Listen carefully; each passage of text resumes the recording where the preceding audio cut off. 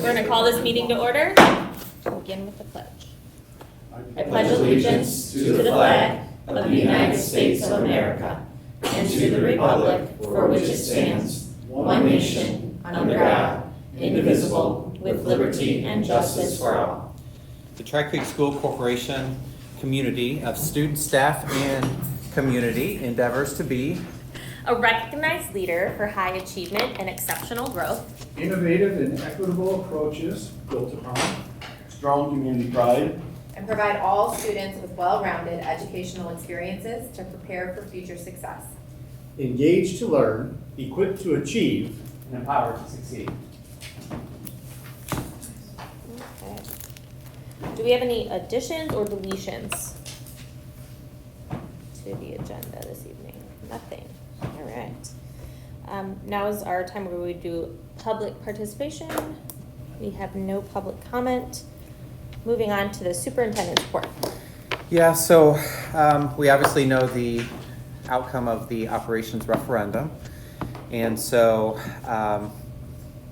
that definitely changes things in the trajectory of our school corporation.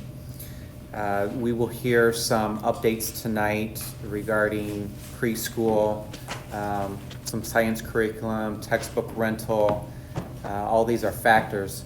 I will say that your Executive Director of Business Operations, Dana, she is at the state conference right now with the Indiana Association of School Business Officials, trying to sort through what the latest round of legislation means for Tri-Creek, such as paying for textbook rental. We do have some estimates, so Kevin's going to talk a little bit about that. You know, the unfortunate part, we do know that we need to reduce our budget, and we intend to really take our time to walk through this process. We're financially sound for the next school year, but then after that, we'll be in a position to make some major reductions. It's important that we take our time because we need to assess our programming, what's mandated, what's I caution the word essential because we would have never created any position if it weren't relevant and important. So I guess the best way to rephrase that is what's going to have the least amount of negative impact as possible. We have assessed value numbers that will come out in late August that will impact how much you would take in at the local level, which then impacts how much you would transfer from ed fund to the operations fund to do everything that you need to do. So that's a factor. Plus we have the teacher negotiations in the fall. And so this is a many month process. There is no hurry at the moment, so we want to make sure we go through it judiciously. One thing that our public may have a difficult time in understanding is we just went for an operations referendum because we need revenue. What they may not understand is school funding and how that operates when you balance wages and benefits against capital construction projects. They come from two entirely different funding sources. The operations referendum was for that wages and benefits. You can only get revenue from two sources: state tuition support from Indianapolis, which is calculated by a formula, or two, an operations referendum. The misconception is that local property tax that's already on the books can go to pay for the wages, and it can't. So we do have 3,250 students in our school corporation. We do have subdivisions in our community. We do have a strategic plan. We do need to be judicious and plan for the future. We will have facility upgrades and renovations that need to be made to keep our facilities nice, functioning, and serve our purpose in the future. So the community is going to see some construction projects and maybe confused that the local property tax goes to pay for that, not the wages and benefits. So, oh, school district, you just cried poor, and now you're building buildings. It's really important that we educate our public the difference in why that is. And so having said that, we've got the Gibraltar and Skillman representatives here tonight to give the public an update pertaining to those capital construction projects. And so, Mr. Thompson.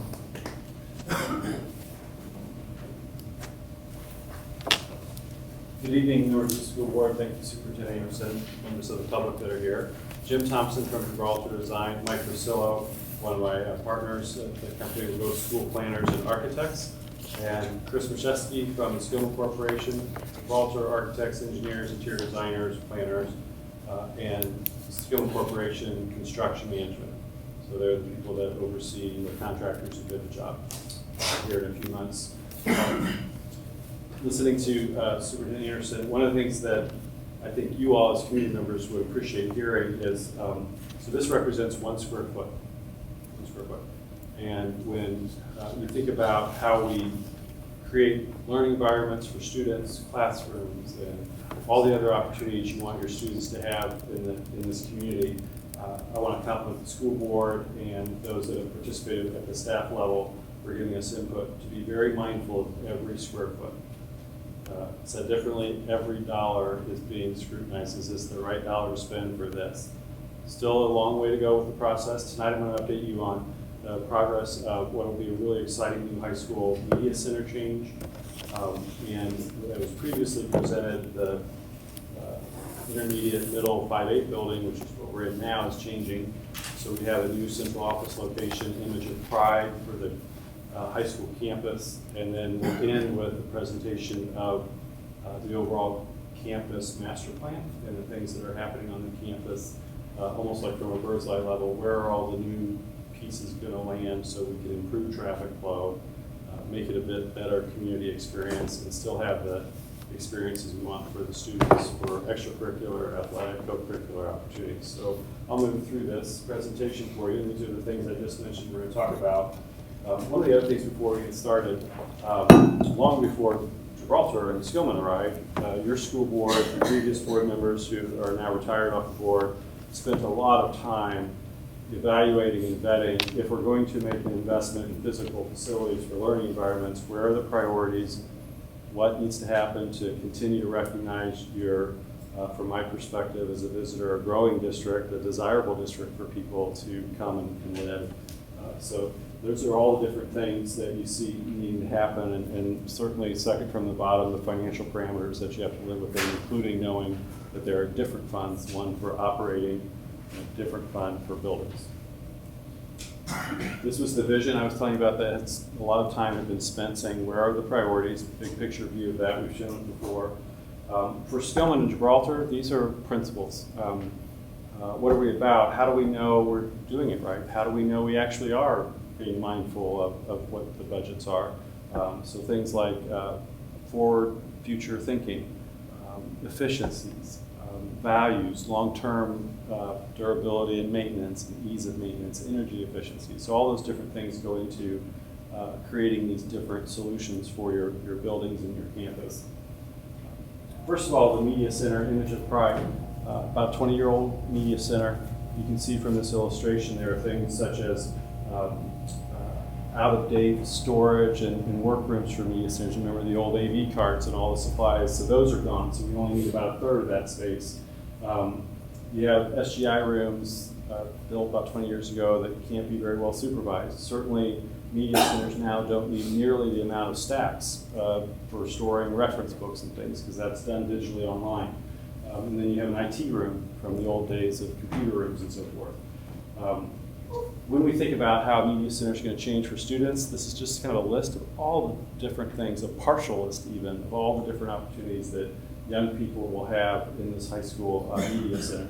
Think of it a hub of learning, a place where teachers and students will go before school and during school and after school to do their projects and their engagement with different things, even group study sessions and those types of things. color zones kind of represent how you take a media center and reorganize it. And these are, by the way, one of the other things we like about this is we just finished a project for Vincent's University. They just changed their university center for learning much in the same way you are. So you're in many ways prepping your students for the environments they're going to see when they get to the post-secondary world. We put furniture and labeled kind of what the purposes were: study, small group session, instructional areas. These are the small groups, easily supervised. Here's a place for instruction. Take advantage of the windows. Reading, believe it or not, is still there. We still want students to enjoy just the love of reading. So we have a nice space for them. And this is not the quiet, nobody talks in the media center. This is a place where you engage, you talk, you laugh, you share what you're doing, you show your friends what you did in science class. That's what this is here. So we want a place where students can move furniture around and make it their own space. Also need to be mindful of flexibility. So we might be able to take, from time to time, this creation station, which is during the day for the students in the media center, and it'll change to a boardroom like this.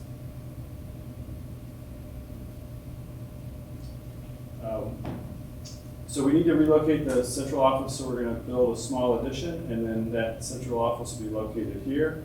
There's that dual-purpose boardroom creation station here.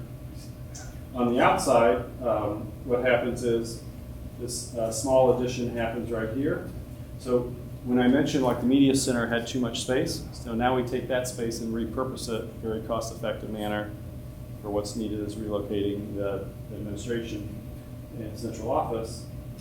And so the other thing that will happen, we've been very cognizant of what happens from the street corner, and just a very simple, well-stated, timeless monument sign, Lowell High School. It announces the community, it announces the high school campus, and then you can also see it starts to break up the sea of parking, which is that big, long gray thing that you see there. So that's what's happening here.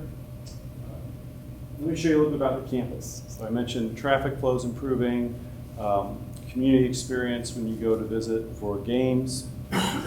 So that's the existing campus. Just to get you oriented, here's the street corner. I mentioned the sign right here. Building, media center, everything's over here. You know your main parking, stadium. So stadium stays where it is, track. We're not going to pick that up and move it. But we're reconfiguring, but also reusing the parking lot to improve traffic flow. We're going to add another convenient parking lot here for baseball and softball. I was there today, and the man said, no more parking. It gets full. So we're going to make a much better community experience for visitors and parking here. Baseball, softball, soccer, tennis, everything is in a really smart spot, really smart location to help visitors have a nice experience, thinking about different sports seasons. I think everyone will be very pleased with that end result. We still have a cross-country course, and we'll have some building structures that need to be either rebuilt or added onto to make better. And if you take a look at what you have and then where we are headed, we're a wonderful asset for the community. High schools, oftentimes the only time people go are to go to an event if you're not a parent. So what a great opportunity to, for the next 3 decades or more, reposition everything on the campus, get rid of those headaches, for traffic or parking or confusion, and make that all better and build on that. And this is a master plan vision, so maybe not all the pieces get done right away, but we're working hard to get most of them done. Quick comment on schedule. A lot of you ask probably when would we start to see construction equipment and those types of things. Probably in September, early fall. We still have a lot more input we want to get from staff and buildings, high school principal and their team, all these different things. We're getting really good input so far with your staff in the community at the school district level, and that's going to continue. So we'll get some of that. We certainly need to align things with budget, as the board knows, and that'll be a job with the school board. And then the goal is to start construction in the fall and then manage through the athletic season, so we don't disrupt sports seasons. Thank you, everyone. Nice to see you. All right, thank you. Thank Thank you. So that's something exciting that we can look forward to in our kids and staff. The last meeting, there was a request for padlock locks to be distributed to our 5th grade students, and Mrs. Cruzen was able to get a set for each of the elementary schools. And so as we start to close out the school year, especially that last week of school, a couple last weeks, kids will have opportunity to practice their locks and the combination and how that works, to reduce that anxiety during summer of, oh my gosh, I got a lock, and how does that work? And then prior to the school year beginning, orientations approximately a week prior to the first day, they would get their actual lock and their actual combination code that they would keep confidential to practice. So we did follow up with that. Good suggestion. Mr. Becker is currently reaching out to all of the organizations that have facility use in our district, and with the objective to find out what are the challenges pertaining to function and safety, and see what we need to do to make those areas safe and good functioning for their use. So that has been started, and we'll give you updates. Thank you. Yep. Cell phone policy for middle school. So a survey went out last Friday to current parents of current 5th graders, 6th graders, and 7th graders, because those will be the 3 grade levels of kids that will be at the middle school next year. So the survey was pertaining to students upon arrival to school. They power down their cell phone, and it gets locked in their assigned locker throughout the school day.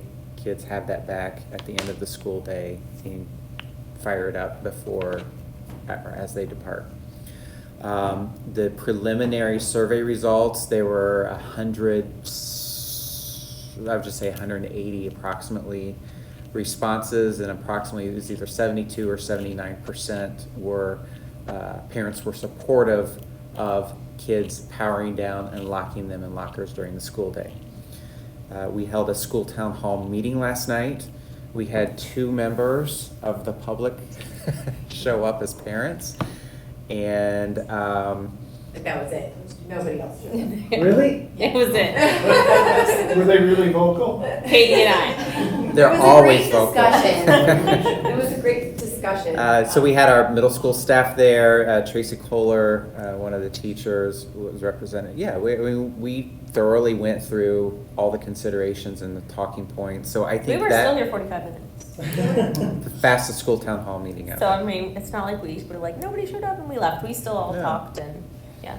I'm glad you said that. We gave due diligence. We did give due diligence. Yeah. And time for anyone who showed up late. They didn't. But. So just one last check-in with the board. Is this something that you would support if the handbook committee came back with a recommendation to move forward with that? I want to fill you guys in on something that we were told about from Ms. Cruzen regarding the safety side of it and the information that she found. And feel free to correct me if I'm wrong, but in the event of an emergency, the kids having their phones on them can become a distraction and a disruption.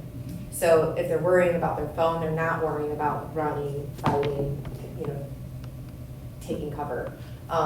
It can also jam out the lines if they're all on their phones. And there was one other. What was the other? You Misinformation. could log the communication system. But the misinformation. And the misinformation, and now we have a community panic. And I was telling my husband about it this morning when we were talking about this policy, and before I even said any of it, he said immediately, no, they shouldn't have their phones on them because they're gonna be paying attention to a phone instead of running to get out of that building. He was very definitive about that, and it struck me, I was like, it's not anything I ever considered, but it was so obvious with his security background, that's a major concern.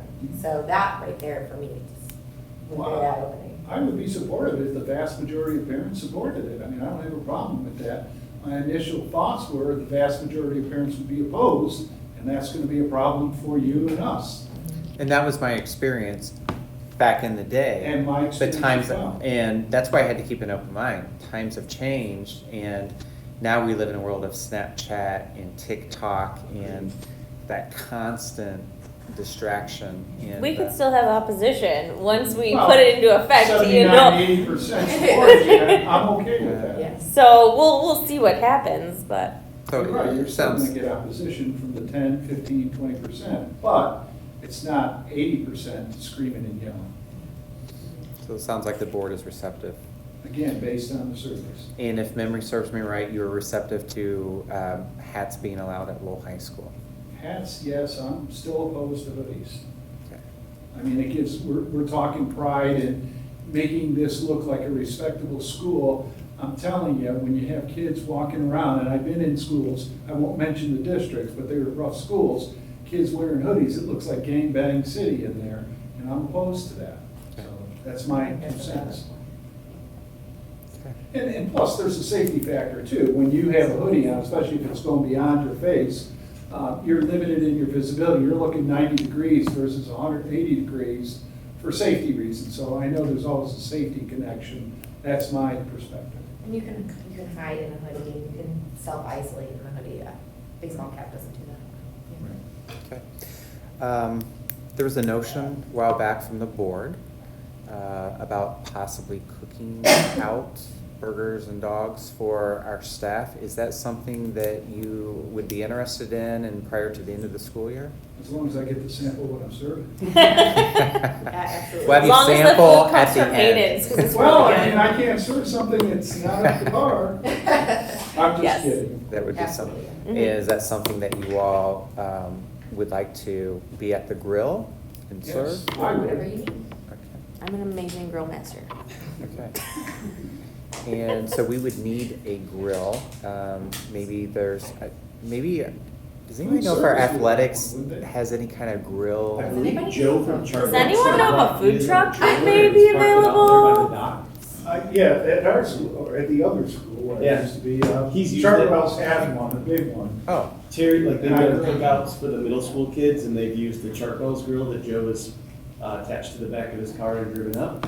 So I've seen it parked back there. Now it's no Hayden's truck, but I think it gets a lot of burgers and hot dogs. I mean, out what's there. Hayden Shucks doing in the middle of an afternoon on a weekday? in the spring. We have served, we've done Oak Hill, and we've done Three Creeks See? during teacher appreciation, so. Okay. We'll Give me see. like, Delicious. give me like a week and a half, Mhm. and then I'll be there. Almost done. Halfway. All right, so we'll start exploring doing something for our staff. It'd be a very nice gesture, so I think it Good timing. was you. It was me. And the irony, I don't know if you caught my email, you referenced the very school that I actually grilled at for the staff, Yeah, I did. except they had steak. Well, Well, after the defeat in our referendum, it's probably not a good idea. No, that was a long time ago. I'm sure they don't do steak anymore. no, it was burgers this time. Yeah. It was burgers. Graduation, we would love if all 5 of you could attend graduation.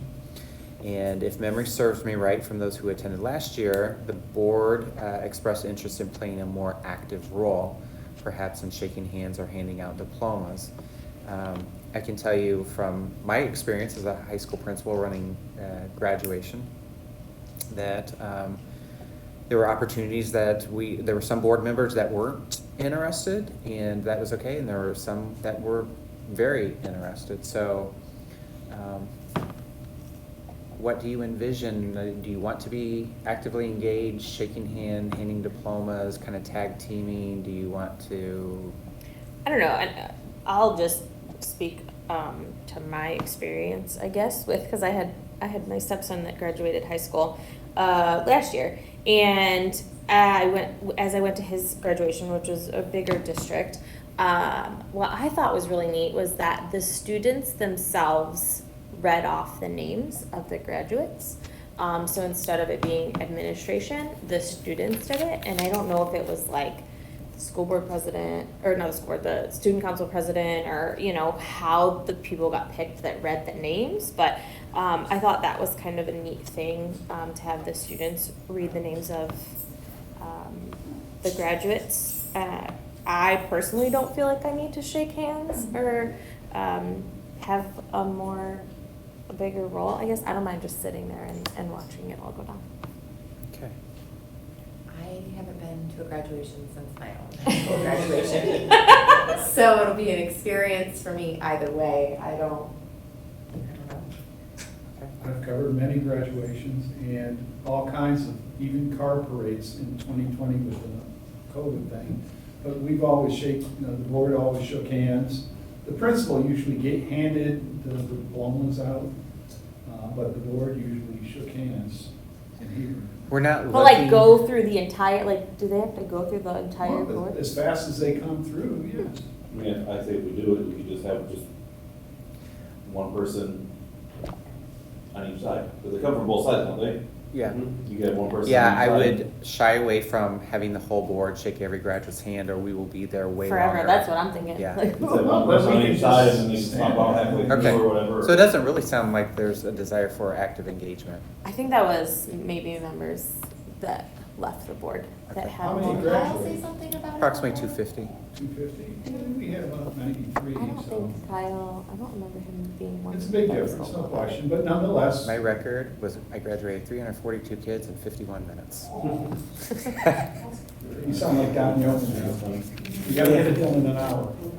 Well, we will be sitting out in the blazing sun of the Oh, I forgot about that. All right. Wear your Not wear your sunglasses. Can we wait? Can we wear hats? Yeah. I told Kyle I We have air found conditioning portable out air there? conditioners. Put that on the I'll list. bring Valens little fan. There you go. No, but I do want to talk about live streaming. Graduation, So- live streaming graduation. Live streaming graduation. Okay. Oh, yeah. Yeah, so here's what I need a little bit of feedback from you. So when we were not able to find a radio and TV teacher replacement, our equipment went back to the co-op. And in order for a professional vendor to do it, they want to charge us $2,500.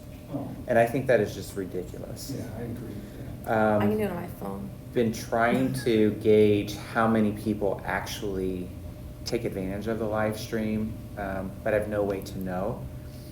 I have a connection who knows how to do the live streaming, but that's not their professional business, but willing to do it at a fraction of the cost. And I talked to Mr. Blackman, and we talked about equipment. We could invest in some cameras at minimal cost that we would have indefinitely.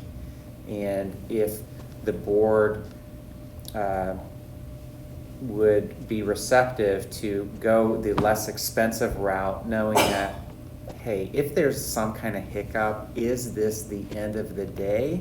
Because worst case scenario, it will still be videoed and we can upload it to YouTube afterwards. Yeah, that That's might gonna be my even the question. best I just feel like that Yeah. helps to embrace our guiding principles and fiscal responsibility. And I think that would be a financially responsible way to do it, to involve everybody, but at a reasonable way. at a of doing it. fraction of the cost. Right. Do we have any students that play around with drones? Being serious. That's actually, Do they have cameras on them? Could they, maybe as a project? We do have a drone within the district. that- Is it capable of hovering for however? It's capable of hovering, it's not for extended periods, like you wouldn't be able to do the whole ceremony. You could get some strategic shots with it, but yeah, the batteries on those That's just just don't another last. option, and the kids can be involved in it, the lower classmen. Oh, that's something you want, the buzzing, Yeah. that whole time sitting there. all right, Mr. Deal. Yeah. Has a little, sorry, lots of updating today. You're good. What are you talking about, Kevin? This one is a brief update because it is a preview of what we're going to present, and it's not by accident that I put the date of the memo up there for you. So Our curriculum review always happens at the first May board meeting, and this memo came out yesterday, and obviously the board members joined us when we got a lot of the legislative updates a week ago. The big item on my wonder was, what is the state going to do about curriculum material reimbursement? Because we knew that the headline was that will no longer be passed along to families in Indiana.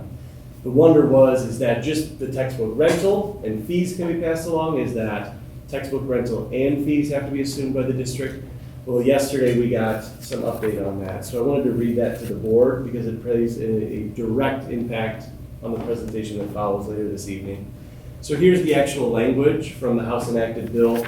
It prohibits charging students for curriculum materials which include books, hardware that will be consumed, accessed, or used by a single student during a semester or school year, computer software, and digital content.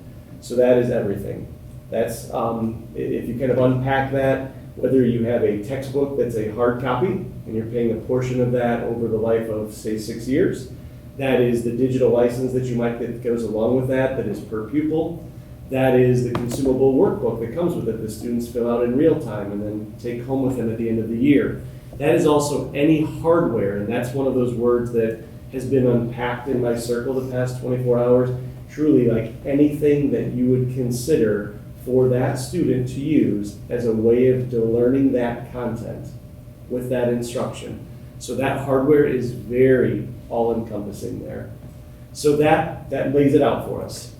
We then wondered, because you saw that there was $160 million that was being set aside in addition to what we were talking about from funding increases. So although this is an estimate, the preliminary run is about $151.88 per student will be given. There is a difference. That is, no matter what your free and reduced population is, no matter what your special ed population is, there's no complexity there. For every student in the state of Indiana, the proposal is $151.88.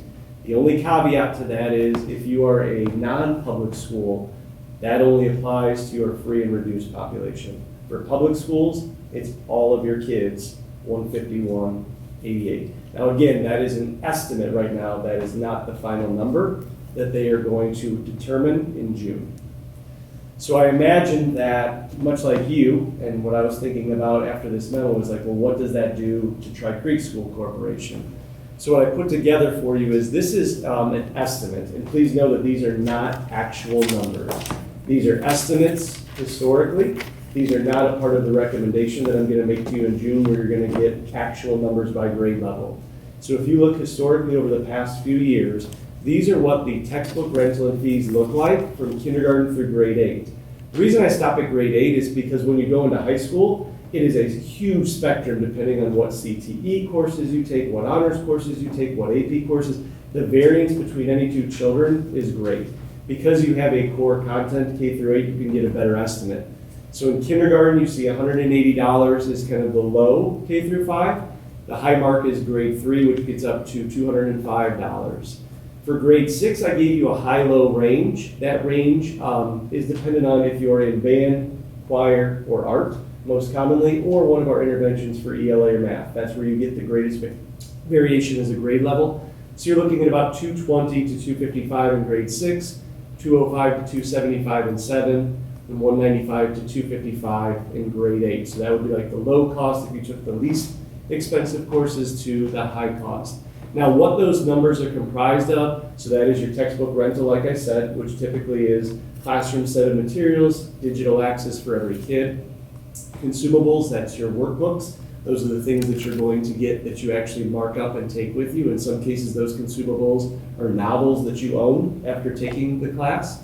Your digital resources, so this is where you start thinking about things like math interventions, like the Ascend program, MindPlay, IXL, those things that are computer adaptive, that are addressing learning gaps, that are addressing learning acceleration, those things that have been so valuable to offer differentiation to support instruction. That includes our technology fee, that includes specials and electives fees, which again are variable depending on what course you're enrolled in. but even at the elementary level, thinking of your art class, that's a part of that fee. Thinking about your STEM class, that's a part of that fee. Music, the purchase of a recorder, that's a part of that fee, which is why it's the highest at grade 3. And then also our student management system. So we invest in Canvas K through 12 and Mastery Connect to make sure that we have Anywhere, Anytime Learning as that platform. So all of those collectively are what give you those estimated numbers right now. So kind of going backwards and saying that it's 151.88 and forwards to what we are above that, which is very modest in my opinion when you look at some of our neighboring school districts. We've always tried to make sure that if we're investing something, it's for a good cause and it's being used. A teacher committee has said that this is important and we know that it's impacting instruction. This, because of all of that surplus, will have to be something that we look long and hard at. Because if you can't cover it with the portion that you're getting from the curriculum fees money, you're going to have to pull from it from that education. And when we see the headline that more funding is going to schools for salary benefits and education programs, you could see immediately pulling away from that just to keep the resources and the textbooks that we have currently to meet students. So we're going to make a presentation tonight that's going to be a little different from any presentation I've given before, because usually at the end of it I can say, here's the anticipated cost per pupil. We've kind of withheld that because this memo wasn't out until yesterday. So we've got a lot of hard conversations that I'll speak to specifically from science, but this is going to impact everyone and every resource that we invest in. And there will be a day here that we are going to say we cannot afford to invest in that. Not because it's not important, not because it's not good, but because we don't have the funding to do so. And that's going to impact student learning. So that's the first portion of the memo. The second portion of the memo is about curriculum adoption, which again, timely since you're getting the presentation tonight. The first part of it, just so you know, is that there's been a lot of work and investment at the Department of Education around the science of reading at our primary grade students, K through 2. So they did offer this because they had promised to define the science of reading and provide guidance for what that looks like and what the requirements will be. So this language reads, beginning 24-25, curriculum adoption for reading will align with the science of reading as defined by Department of Education and students' reading proficiency level. And in order to do that, the department will be sharing recommendations for curriculum aligned to the science of reading. So typically you would have a local curriculum committee that looks at student needs, looks at desired student outcomes, goes through and creates a criteria to best meet those, looks at all of the vendor options like we did, and then makes a recommendation. The change here is the department is saying you do not just get to look at everything. Here is the list that we are saying you can consider for your curriculum and reading. So it's very much parsing it down. And where we don't know is how are they going to evaluate and vet them? What are the criteria? What are the costs? What are the criteria? So because of that, beginning 24-25, when we look at a reading curriculum again, it will be designated in some point, in some capacity by the Department of Education, which we have not had for anything except for like a dyslexia screener, where there was a list of approved vendors to do dyslexia. This is very new. The bold line there, letter C, IDOE cautions schools from purchasing or executing new long-term contracts until the formalized list is provided in early 24. Because you may be making an investment in something that is not on our list, and you will then have to remove it, and you may not have it paid for before you have to get something else. The scarier one to me, because we've seen and learned about the science of reading for a few years now, the one that's a little bit more worrisome to me is that they added something about STEM. And in June, there are brand new STEM standards that are coming. They don't exist now. We only have computer science standards in addition to science standards. These STEM standards will be brand new, and they will be across the spectrum. What was interesting about this is, in the language, it says no, not later than July 1st, 2024, and each July 1 thereafter. The department shall evaluate, approve, and publish a list of high-quality curriculum materials for the use in the areas of science, technology, engineering, and math. Now, reading it quickly, you would think that that would be like the curriculum that now teaches the new STEM standards, right? But unfortunately, the way that I read that is that every science, technology, engineering, and math individually will be vetted, much like you read in the language of science of reading, and here's the list of vendors that you can potentially choose from.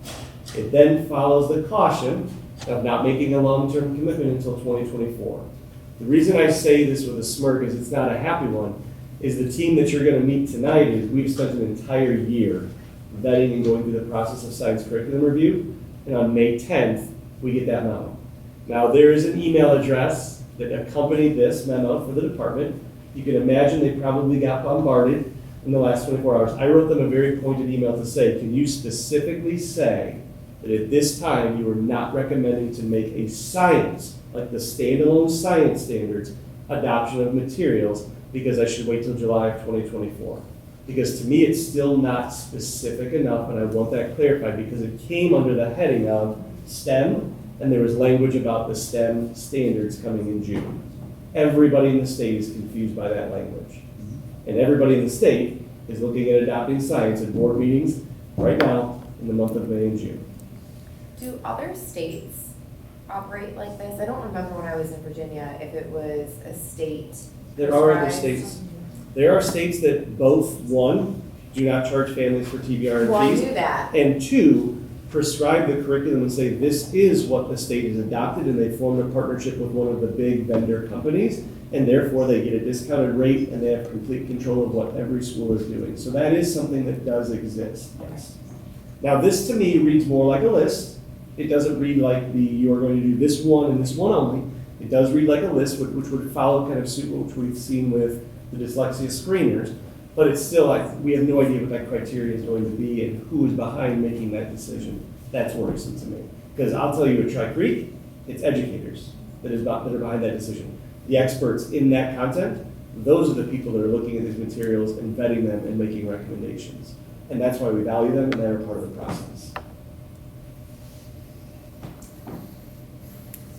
Okay. The last update is a good news one. Thank you. So- I should have looked at the audience once and apologized. Our high school automotive program was honored for an award, or presented an award of excellence last week, and Mr. Don Favors heads that program as a direct reflection of his hard work, commitment, and dedication to Lowell High School automotive, and it's paying off. That's awesome. Great. Yes. Doesn't surprise me. Heard so much good about him when I'm out and about. He's doing great things. Well, thank you. That was a lot. That's a lot. It was a lot. It's a lot in the happening. superintendent report. Yes. Okay. So moving on to staff recognition. Yeah, so nobody in particular. We have several staff in our audience today, and I think the shout out is just to our overall Tri Creek employees. Morale is low right now, and I just want to shout out that they are highly valued by the board and our administrative team, and thank you for everything that you do, because we definitely value you, as well as 1,198 other people in the community that proudly voice that. So thank you for what you do. Thank you. But Yes. certainly not limited to. Not limited to. I was gonna say, there are a lot of people that didn't show up that still, Yes. Proudly pledge their support. Absolutely. Okay, moving on to F, board member reports. I have a report. All right, Nate, let's hear it. As a board member of NISEC, which is the Northwest Indiana Special Ed Co-op, being a board member representing Tri Creek, there was a lot of stuff on the agenda, but one thing specific to Tri Creek was we currently have an Alicia Gorman, who is the ISTEP facilitator, and she's going to be promoted to a district administrator and no longer working with us directly. She seems like a phenomenal person. I think she'll do great for NISEC, but it'll be, difficult for us, and we will look for somebody else to fill her position. The other good news relative to legislation that was recently passed, House Bill 1001, which is a bill relative to finances, did increase the funding for special education in a variety of ways. So that'll afford the special ed co-op to hire more teachers and not drastically affect funding from each of the school districts that are involved. That's basically about it in a That's nutshell. good news. Yeah, it's great news on both fronts. Fantastic. Okay. Any other board member reports? Moving on to regular business consent items. We need to approve the minutes of the meeting held on on Thursday, April 27th, 2023. I'll make a motion to accept the minutes of April 27th. Second. I have a motion and a second. All those in favor? Aye. All opposed? Motion passes. Next up, we need to approve the payroll and claims. I'll make a motion to approve payroll and claims. A second. I have a motion and a second. All those in favor? Aye. All opposed? Motion passes. Curriculum instruction and assessment. Lake Prairie Elementary School Spotlight. Mrs. Stoll. Start a video from here while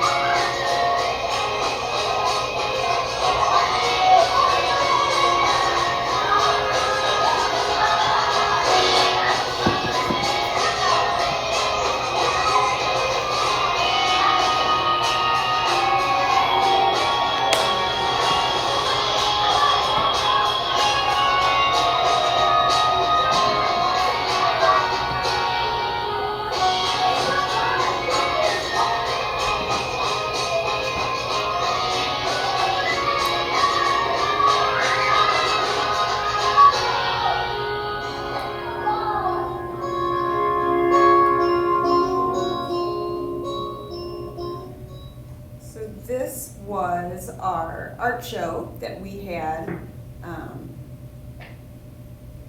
at the end of April. So I am going to be with you every step of the way. We are not only Peloton family, we are. not sure what's going to show up on there. So we do put on an art show every year. This year, our art teacher took it a little bit a little step further and went a little crazy with the help of Tri Creek Foundation and some of our other specials teachers, and just turned our science room into a glow fest. I mean, every person that walked in there, like, this is our science room? You know, the kids are in there every week for STEM, and they couldn't believe it was the science room because there was so much in there, and she had us weaving in and out, and it was floor to ceiling. I mean, every inch everywhere was draped in bright neon things, and it was a great event. We always have a pretty good turnout for our art show, but as I sat there that night and I started going through class lists, and the kids I saw, I bet we had at least 80% of our student population there. And I joked that I should start like some parent-teacher conferences during it, because there are some parents there that I've been trying to get a hold of for months. And so it was so exciting to see that this brought so many of them out, and so many that we don't normally see. So I didn't bring any kids or teachers with me tonight. It's a hard time of year at this point in the spring, but I wanted to at least give you a glimpse into a little bit of a special project that we just completed. Thank you. So now for the not as exciting with our school improvement plan, but where a big deal was our motto for this year, and it came out of our Blue Ribbon celebration and Andy's speech that we kind of grasped onto, and the kids have grasped, that every person in our building is a big deal and every person is important to our family. One school, 2 locations. Not many people can say that this year. It's been a trying year with my 5th grade up here, but they have done spectacular. And some of the early, just their classroom data, the NWA data, like they've made a great success out of it. We are at 421 students. Our kindergarten and our 3rd grade are slightly larger than any of our other sections. Those are the 2 grade levels. We do have 4 sections as well. 27 teachers total. Speech and ELL are shared. And my music and PE are still not full-time, they're 3/4 time. And then all of our amazing support staff members. Looking at our school improvement plan, our first goal was that we would improve our attendance rate from 97.3 to 97.6. And it's been rough. Looking at our attendance over the past several years, really since COVID, it's decreased each year. Currently, we're at 96.8. So this is definitely an area that we're struggling with, and we're kind of wrapping our heads around. A lot of people would look at that and be like, well, that looks pretty good. And when you look at state averages and things like that, it's not terrible, but in our eyes, it's not enough. We know that so much of what we do can't be replicated at home. This year has been very strange with 4 cases of strep and just fevers that go on for days, and it's been crazy. So I know that's a big part of it, and we obviously don't want those kids at school, but attendance has definitely been a struggle for us. When you look at it by grade, it's pretty similar. There's no glaring differences. Kindergarten is always your lowest. I think for so many of them, it's their first time in school. They're catching every illness possible. One of the strategies was to implement a school-wide data analysis and monitoring system for attendance. And we do that through our professional learning communities and grade level sit down each quarter and look at their students' attendance. What trends do they see? They work together to implement ideas to improve, reach out to, which parents do they need to reach out to, see how they can offer more support to get them into school. So that's one way. All of our responsive classroom and second steps goes into our attendance is making kids feel like they want to be part of the community, they want to be part of the class. While I don't have any exact data on this, I would say I do feel like when we're talking to parents about why their kids aren't coming to school, I don't hear often because they don't like it or they don't have friends. It usually is valid, or the parents aren't very responsible at getting them to school. But through our responsive classroom, everyone starts their day with a classroom meeting. They do sharing time, they do greetings, really trying to get that family feel as a part of their classroom. And then our second steps program with our social emotional learning also plays into that. Our student support advisor also goes in monthly and does classroom lessons. to support those strategies that they're learning or to support any big issues we see arising in the school, whether it's, kids all of a sudden at this grade level aren't getting along at recess, so what kind of lessons can we implement? We hope, our hope is that all of those things will make the kids want to come to school. School will be a happy place for them, a safe place for them. That being said, that's definitely an area that we need to continue to work on and continue to come up with new strategies. Now we get into the more academics. Our school improvement goal 2 was to improve our iLearn proficiency from 59.7% passing to 68% passing, which those scores are just starting to come in, so we don't have that complete data yet, but when you look at our scores from last year, we were at 59.7, and you can see us compared to other districts around us, as well as the state average. So that was very exciting to see. When you look at ours over time, obviously that first one was pre-COVID, and that dropped that next year, and slowly making our way back up. One thing we did this year that we hadn't done in the past, after setting our building level goal, each grade level set a goal. 3rd, 4th, and 5th grades were based off of iLearn, where K1 and 2 were based off of NWEA. So you can see in that first column the goal they set, and then you can see that last column kind of where they're at with that. So we're just now getting started on NWEA, so those are kids who made their fall to winter growth. So you see in K and 1 we were well over it, 2nd grade we were just under, so we're anxiously awaiting this round now to see if they've met those goals. And then NWEA does give us a projected to pass iLearn. So that's what those yellow ones are on the bottom. That's what we're projected. 3rd grade's much lower, 4th and 5th are right there. We have found in the past, when I look at previous years to see what did NWEA project and what actually happened, we usually are quite a bit ahead of what NWEA projects. Why do they project so low in 3rd grade? They projected that based on our 3rd grade scores, so our 3rd grade scores weren't great there in the winter. So, yes. And it's also hard sometimes when we set our goals in 3rd grade, they're setting them based off of last year's 3rd graders, which are different kids. So we don't really have, they can somewhat look at NWEA scores to see, like, is this a lower group, a higher group? So 3rd grade's definitely a trickier grade level to make that goal, with it being their first time. The most kids in that one. Yes. They did do well on iRead, so it's definitely a much lower level of rigor than iLearn. But we'll see how that ends up. So that's kind of where we're at now. One of our biggest strategies was just the refinement of our data team process through our professional learning committees. So you can see here, one of the first things our grade levels did was to identify 1 to 2 standards that they felt were essential. They picked these.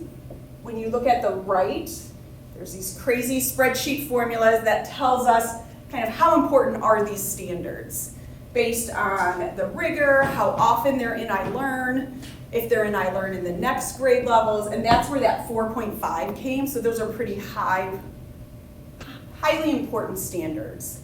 And the yellows are over 3 years of iLearn where we've been. So we've been kind of borderline for 3 years in a row on those standards. And that's what makes it a sentence or a standard in need of support. Essential need of support. Standard essential needs support, yes. So they break that down, they identify those couple ones they really want to focus on. They develop action plans for those standards, and then every 6 weeks they use Mastery Connect to help see where they're at with those standards. So on the right, that's what a teacher sees in their dashboard, and you can see at the very top, those are the 2 standards that they had identified, and they can look down and see which kids are exceeding mastery, which kids are near mastery, or below. Then they're able to use that data. Like that first one, for the most part, they've all met it. We don't, we're gonna pick a new goal to replace that. On the right, you can see that one is not quite as successful, so what's a new action plan? What can we do next? So we have found this time in our PLCs very effective using this data to identify those specific standards that they need support with.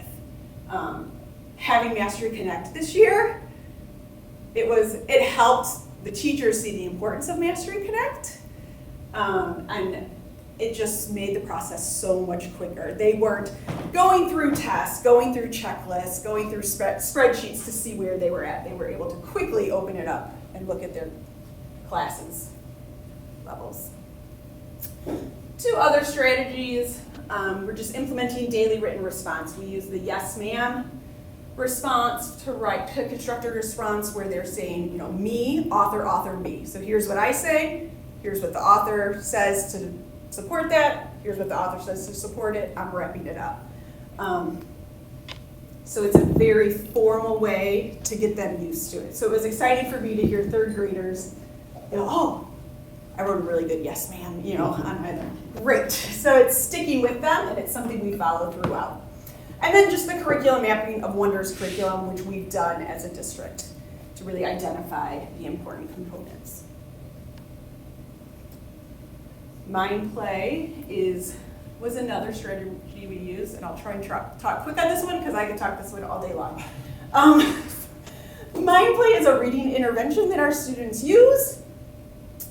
It is a speech pathologist who talks to you, who goes through different phonics activities, phonemic awareness activities, fluency, comprehension. It covers all of them. In 2nd grade, all of our students have it. And then in 3rd through 5th, it is our students who receive intervention services. These are just 2 pie charts that show our progress. So the red was the first circle in each section was from the beginning of the year, and the red shows the students who were tested critical, and then yellow is approaching, green is at, and blue is above. So when you look from beginning of the year to the most recent, which I pulled this data on May 2nd, it's just amazing to see the progress they're making with within these 2. 2nd grade, we find it's a little, because they all have it. It is a part of every kid's day. In my 2nd grade, that is how they start the day. That is their first 30 minutes of the day.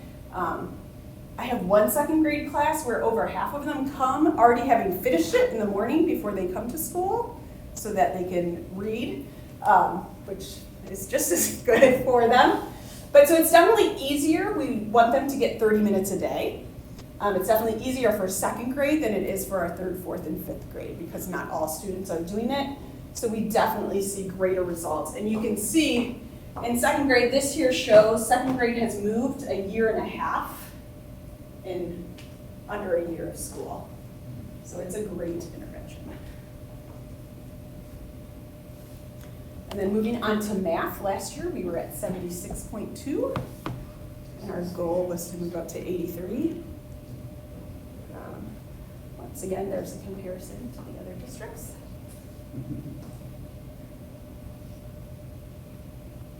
Oh, I don't have the writing on that one. You can see once again, we've moved slightly above where we were before COVID. Just like we did with ELA, we followed the same process with math. Set our goals for either NWEA or PASI Math iLearn. So some of those, when you look at like 4th grade, their goal was 84. Based off of winter NWEA, they're projected at 91. That's scary. Seems extreme. Like their math, and we saw this district-wide, really anyone you talk to who gave NWEA in the winter, math scores were really, really high. And I don't know what. NWEA swears nothing changed. We actually contacted the engineers to make sure there wasn't an error. So, Well, multiple times. In the winter, the kids aren't outside playing, they're inside studying. How Yeah. long have we had this? I know I asked this before. How long have we had this math curriculum? This will be our 7th full year. Yeah, because it was the year before I came. So it's, we'll see if those actually match up, but those are pretty high. We followed the same process. Here's another example. They picked this standard. At some point in time, it was green, so it was very strong. There's a check mark there, and we've since become borderline on it. Follow the same.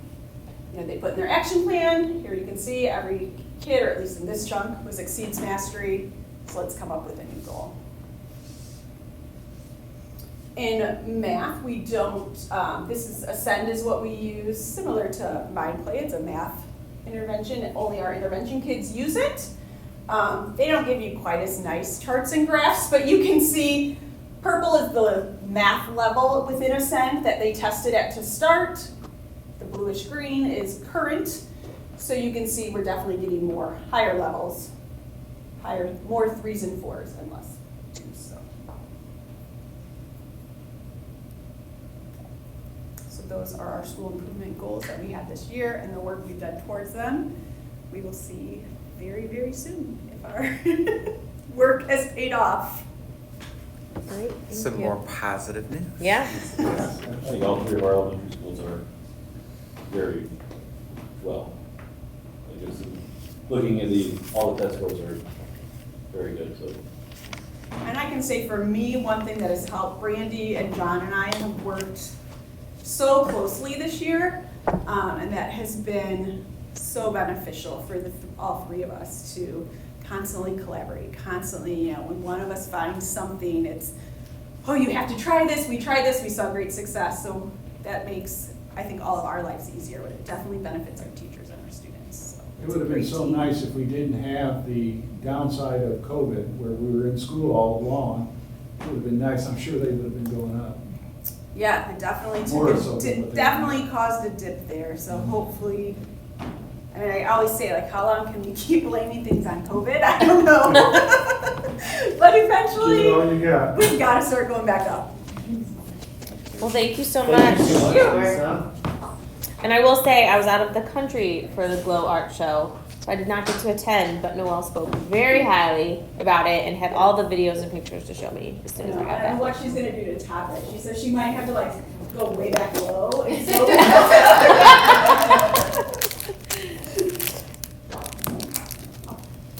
All right, science curriculum review presentation. Mr. Deal. So you had a little teaser of this when I gave you the exciting news about textbook rental and fees and curriculum adoption. So this is usually one of my favorite board meetings of the year, and I can say that, like, coming into it tonight, it's with that heavy heart because you know what the end result is going to be. Is while I've got amazing people here to showcase the work that's taken place, we know that we're kind of in a holding pattern to get some clarification from that language from the state. And coming the day before kind of casts a little bit of a shadow over what is usually a really exciting night. But I'm going to do my best to kind of celebrate the work and celebrate the process and be very hopeful that the outcome that follows will still work favorably for us. So tonight I just want to really talk about, like, what we look to do, because there have been some major shifts that have taken place in the science standards in Indiana to really get us back up into the playing field nationally of what states around us have been doing for many, many years. So like this statement a lot, which comes directly from the Next Gen Science Standards, which is the framework for which we are moving. A high quality science education means that students will develop an in-depth understanding of content and key skills, communication, collaboration, inquiry, problem solving, and flexibility that will serve them throughout their educational and professional lives. And the reason I begin with that is that you're pairing content and skills. And I can tell you that, like, at the very beginning of this process, as you see what the roadmap was, with every single team that I met with, when we talked about, like, what's the most important thing? Like, what's our purpose of offering good science instruction? We were talking about things like it's going to help them with inquiry and critical thinking and problem solving. And while the content is kind of the vehicle to get them there, we know not every kid is going to go into the science field or the medical field. But the skills that accompany the way in which you learn that content are so incredibly important. And I love that what you see here from the Next Gen Science Standards, that there's a direct correlation to the student learning outcomes that we have valued at Tri Creek for over a decade now.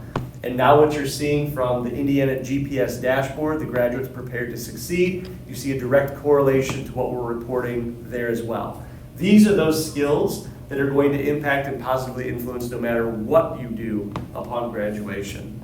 So what we'll do tonight is talk a little bit about what our review process is, introduce the board to our new Indiana Academic Science Standards, share with you a little bit about that vetting process. I told you that we value that our educators are the content experts, so therefore when we vet and look at those materials, we put that on our teachers because they have the knowledge and they're working day in and day out with our students. We're going to make the recommendations that came from that committee, talk a little bit about what the vision for professional development would look like, and kind of hit some of the next steps in lieu of the memo that came out. So for our process, one thing that is so important to me is that a lot of folks think of like your curriculum is like, oh, it's textbook adoption year. It's textbook adoption year. There's a textbook caravan. We got to go adopt a textbook. And I've really tried to shift the mindset of all of our teams on a cyclical basis to think of it not just about the material and resource, because that's just one component of what makes up a viable curriculum. So let's use the full year to review the curriculum as a whole and recognize that one component of that is looking at your materials and resources that help you to teach the content and the skills. So here are the things that kind of look at the current and viable curriculum. On the far left, you begin with your Indiana Academic Standards. So how do we ensure that there is aligned instruction horizontally? So thinking about like first grade at all 3 of your elementary schools with all of the sections in each of those schools. Plus, if you've got teachers where there are 2 or 3 teaching biology, you've got alignment for what's happening in those classrooms. And the way that they then horizontally align to build those skills upon one another so you're prepared as you move from elementary to middle into high school. So that's really dictated by the content and the skills that are dictated by your Indiana Academic Standards. That's your first leg. So then we ask, like, for equitability, what materials and resources do we need to make sure that students and teachers are equipped with to most effectively teach that content and those skills? And that's where the conversation that we began with of how are we now kind of being limited a little bit in what those materials and resources are, and what can we do strategically to make sure that we are not shortchanging our teachers or our students to best engage with the content and skills with the resources that are appropriate. And finally, those common assessments. And this is kind of the opportunity for growth for us, is like when we look at common assessments so that professional learning communities like Lisa talked about at Lake Prairie, how can we reflect with consistency on what students are able to do and what they know after each unit of study? And how do we kind of leverage those 2 legs previous to it to make sure that those are strong, that they are aligned, and they are informative so that we can make good reflective decisions about what do we do if we've learned it, and what do we do to go backwards if they haven't. So for us, those are kind of like the 3 key components that make up your current and viable curriculum that are going to get you the type of results that you saw when you look at iLearn test scores, when you look at NWEA, because we're looking at cross-cutting concepts that are not just science, but are going to impact kids in all of the different content areas as well. For each of our meetings and sessions, I steal from Simon Sinek, and we use this because if you begin with just talking about like, let's do a textbook adoption, that's really your what. Here's a tool and we're going to teach the book cover to cover, unit to unit. And it completely neglects the key content, the key skills, the prioritization of what you're doing to prepare. So rather than working from the outside of that circle going in of like, here's the tool, how am I going to use the tool, and then asking, well, why am I using it? Then you start from the center and work your way outwards. Let's talk about our purpose. Let's talk about our outcome. What do we expect of kids in science? What are our goals? That's our why. Then how do we accomplish that, and what is the appropriate tool to get them there? If you begin with your why and you spend the majority of that preliminary conversation on purpose and intentionality, everything else will then follow. This is kind of a roadmap of what we did throughout the course of the year. So early in the fall, we kind of follow what we call the collect phase. So as a team, we identify purpose, desired outcomes. What are the materials and resources, data that we need to put on the table to say, here's what's working, here where there are gaps, here are opportunities for improvement. Upon doing that collection and reflection, you start to actually review it. So we've put all that there. How do we organize it? How do we kind of parse it down to say, these are the essential elements, because that's going to start giving shape to what we value to create the rubric for assessing both your curriculum map effectiveness, but also the resources that are going to get out to teach you. So there we get to create the assessment and criteria to vet curriculum resources aligned to those departmental outcomes. And then finally, the proposal. So that's where we are today. So having gone through like the reflection and collection, the creation of a system that is objective as possible, we can then get to a recommendation that we share with the school board of this is what our science committees have deemed most valuable for our students. So I thought it'd be valuable because it's new to our teachers and to our staff, and we've got parents who are board members, to just talk about like what the shift has been for the Indiana academic science standards, so that you know exactly what we're kind of trying to accomplish during that class period or that block within the elementary. So this is an image of the framework of the Next Gen Science Standards. So it's color-coded with like that purplish blue, your orange, and your green. So they call that your practices, your core ideas, and your cross-cutting. And the way that we remember that is like, what are the things that scientists do? That's their core content. What are the things that scientists know? So that's their ideas, right? When you get into the 4 branches of science. And what do scientists think and link? Those are those cross-cutting concepts that can be applied to any of the different academic areas. So those 3 in the Next Gen Science Standards exist entirely together, not in isolation. And that's where you get to that rich inquiry, authentic hands-on learning, problem-solving, critical thinking, in which I said the content, the core idea, is the vehicle to get you there. So here's an example of a 4th grade standard. So it reads, develop a model of waves to describe patterns in terms of amplitude and wavelength, and that waves can cause objects to move. Go back to 4th grade. That seems complex, doesn't it? So the way that it's color-coded there is to match what you saw in the previous graphic. So that bluish purple relates to what scientists do. It's their practices. They develop models. Your green there, describing of patterns, is what they think and link. Because we describe patterns in all kinds of different subject areas, right? So it's one of those cross-cutting concepts. And finally, amplitude, wavelength, waves can cause objects to move. Those are very specific to the area of science, so therefore, that's what a scientist knows. That's their core ideas. So every single Indiana standard now is written where if you were to color code it, it would have all 3 components in it. And when you unwrap it, it looks a little bit like this. So at the top, there's the standard, develop the model, etc. You then have your bluish purple, your science and engineering practices, what scientists do. You have your orange, which is your disciplinary core idea, which is what scientists know. And then your green, your cross-cutting, what scientists think and link.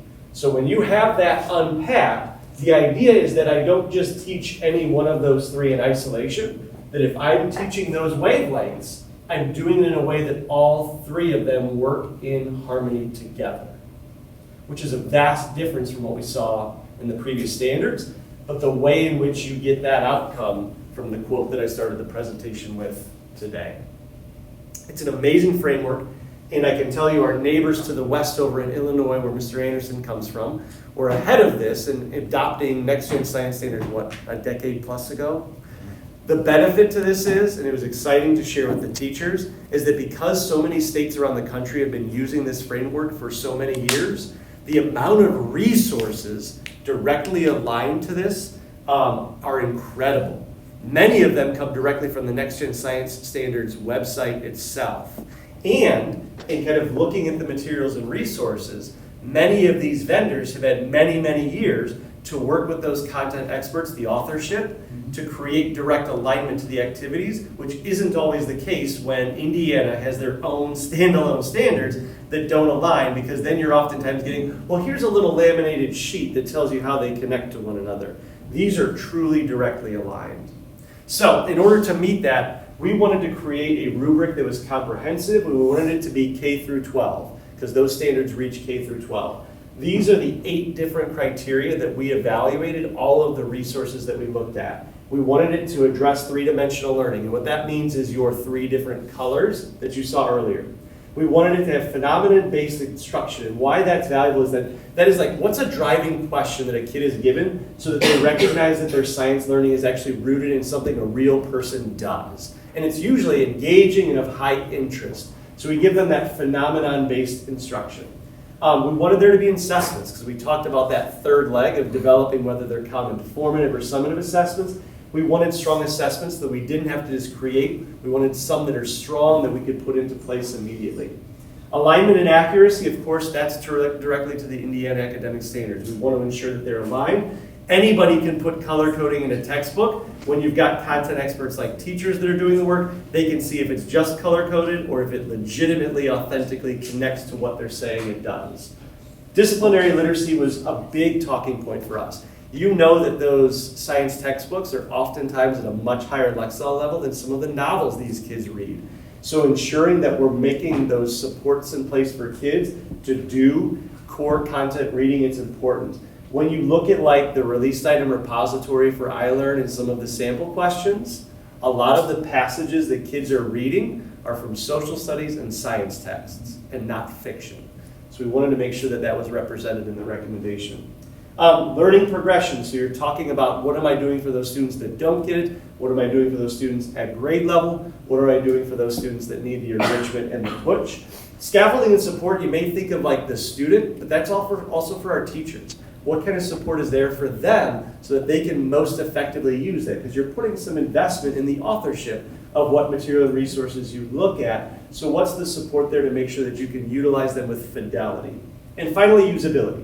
So we know that we're a one-to-one district. We know that we value having anywhere, anytime learning. We know that we value flexibility and that ability to adapt what we adopt so that you're not just going cover to cover, unit to unit, but it's fitting within our own scope and sequence. So those are the different criteria that every single one of those that we went through consideration had to follow.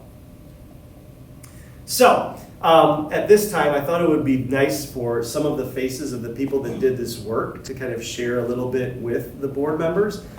This isn't our entire group, but it's a snapshot of those that did it. And I just want to kind of again tout that throughout the entirety of the year, from August all the way up until last week, these folks have been meeting with their departments and having conversations about first, from about that fall until early to midwinter, just studying the standards, not looking at a single material, not looking at a single resource, just unpacking and learning the framework of the standards.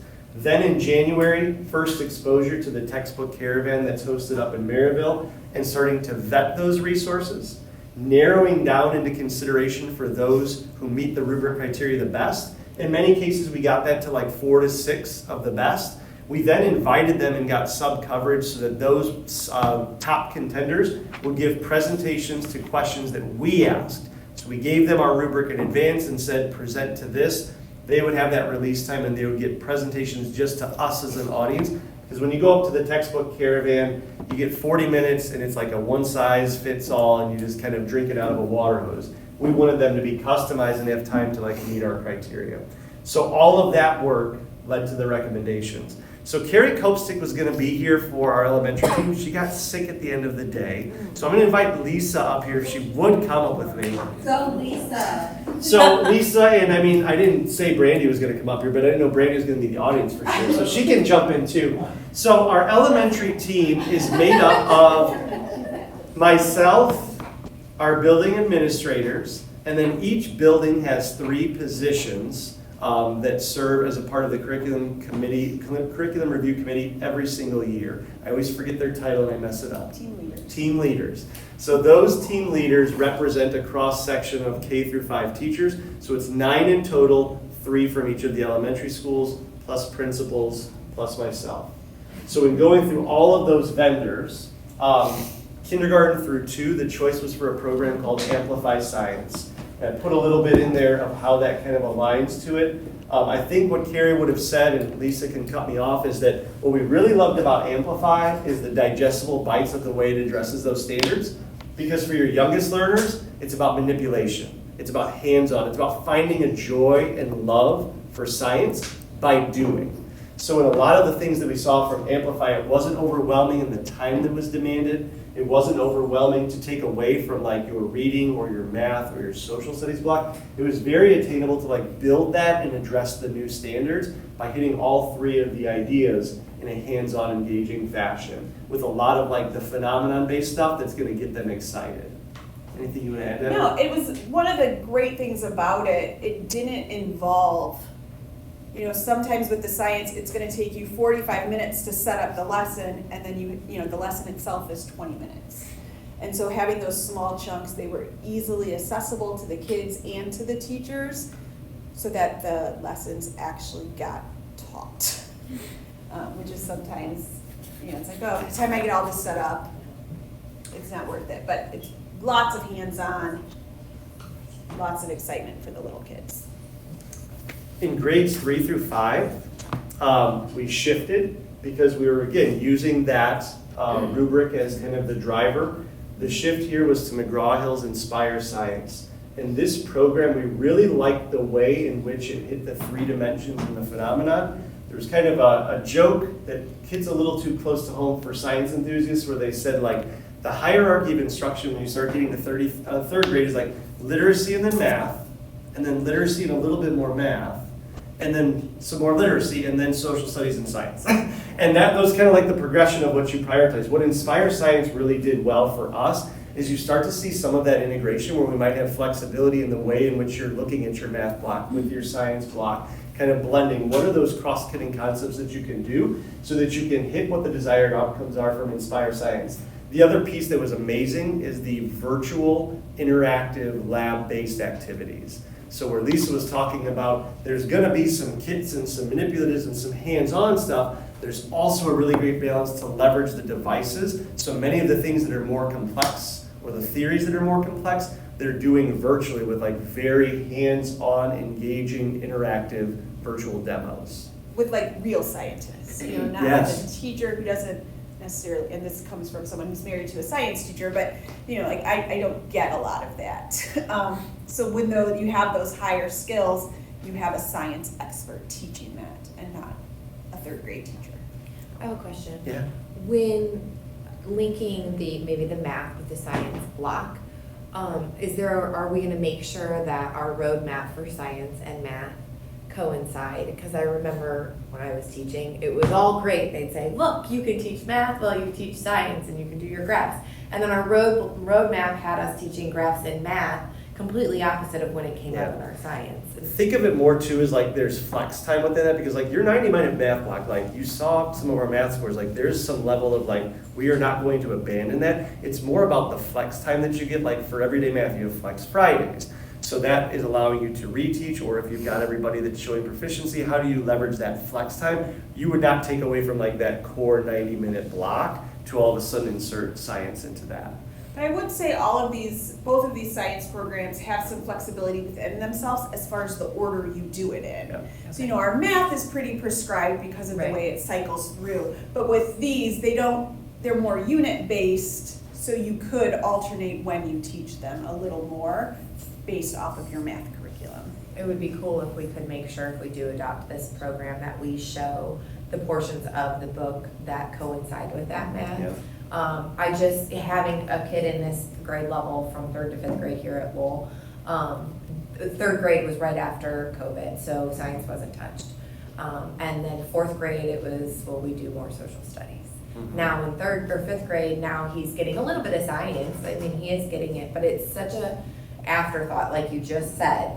And if there is a way that, if this is the curriculum that can bring that in, and we are so strong in math and we have that room, I think that being able to continue to grow our elementary kids and not forget about the science and the social studies would be really great if we can make that work.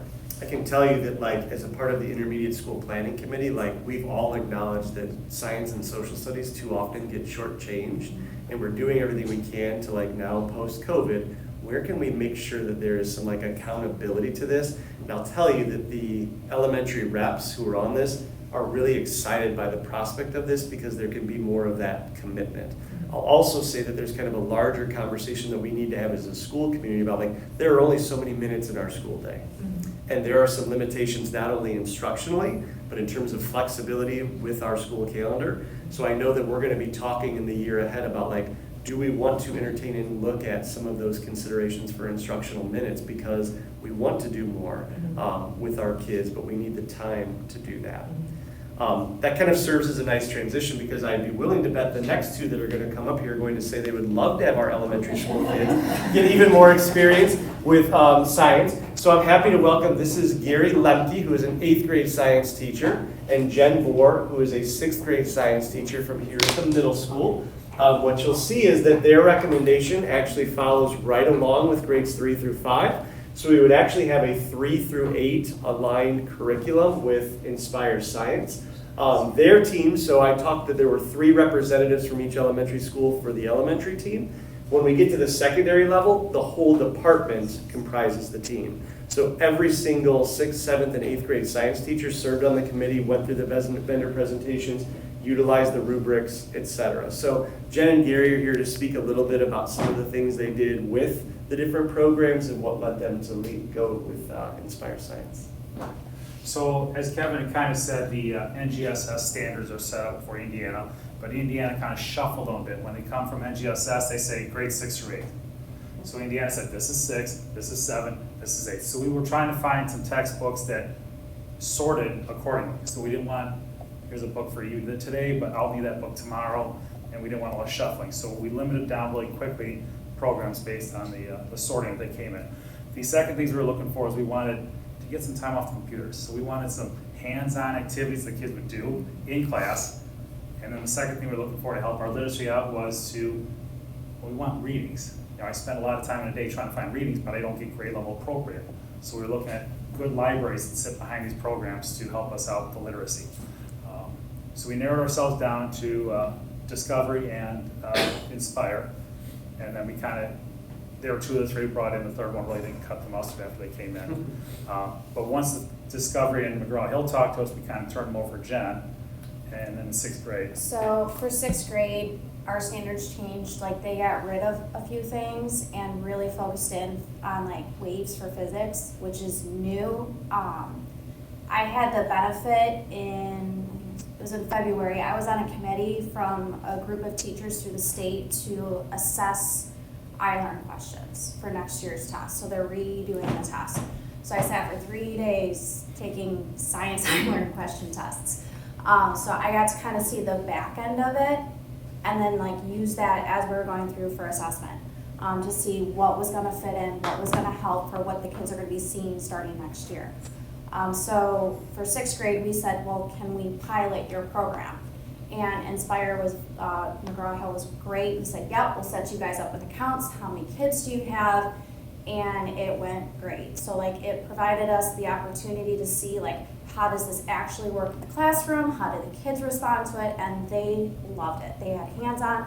For the stuff that we didn't have materials for, they had the virtual labs. So we were able to pull in then like a virtual lab and make it make sense. So it went really well with that. And then we worked 6th grade, we talked with 5th grade, kind of just to see like what they were thinking and make sure that it was gonna work.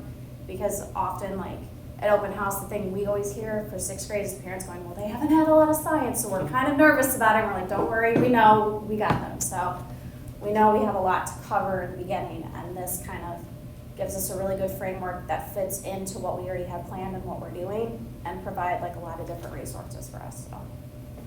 Part of that conversation too is like, obviously the intermediate school won't open next year, but in 24-25. So we did want to say like, what are you feeling? And it was, McGraw-Hill was a finalist. Nobody was swayed one way or another. It worked out naturally, but we wanted to make sure that that 5th, 6th grade, so that the entirety of next year when they're doing professional development, we're building that team culture together. This now works favorably so that they've got a year together with the new resources to then get ready to launch the intermediate school completely aligned and with great teams already built. So appreciation to their whole department and Ms. Cruzen back there, who's hiding in the corner, who was along their side for the whole process too. So thank you guys. Appreciate it. So the bridges they're doing right now? That's our own thing. Okay. That's not a part of this. Got it. It's a hot topic in our household. lots of talk about bridges. So Stop in anytime and see the bridges toward the end of the year. They're pretty awesome. All right, I'm gonna have to. Well, we're testing and breaking them next Friday. So. Okay. So I'm going to invite our assistant principal, Miss Elizabeth Slough, is going to come up. She works directly with the science department, and our representative from the high school, a member of our science team, is Ms. Shauna Schoon. And obviously at the high school, we've got more singleton courses, right? So rather than just grade level bands, we've got each of our courses up there. So we have our bio and our honors biology, integrated chem physics, or ICP, earth space science, chemistry and honors chemistry, AP biology, and AP chemistry. I told them that they didn't have to go through every one of those individually, but to kind of like hit some of the highlights of the process and some of the things that they found that were going to be valuable as we look at that horizontal alignment for all of our science classes and just more generally the science experience for students at the high school level. So turn over to these guys. First, I did want to say I can really appreciate the time and effort that Kevin and Liz have put into this. Giving us time, I really feel like really valued, and that I had a lot of time to go through this because I mean, we had a lot. I teach biology, so biology is required. So there were so many textbooks, and it took a lot of time to go through them and really figure out what was best for our students here at LHS.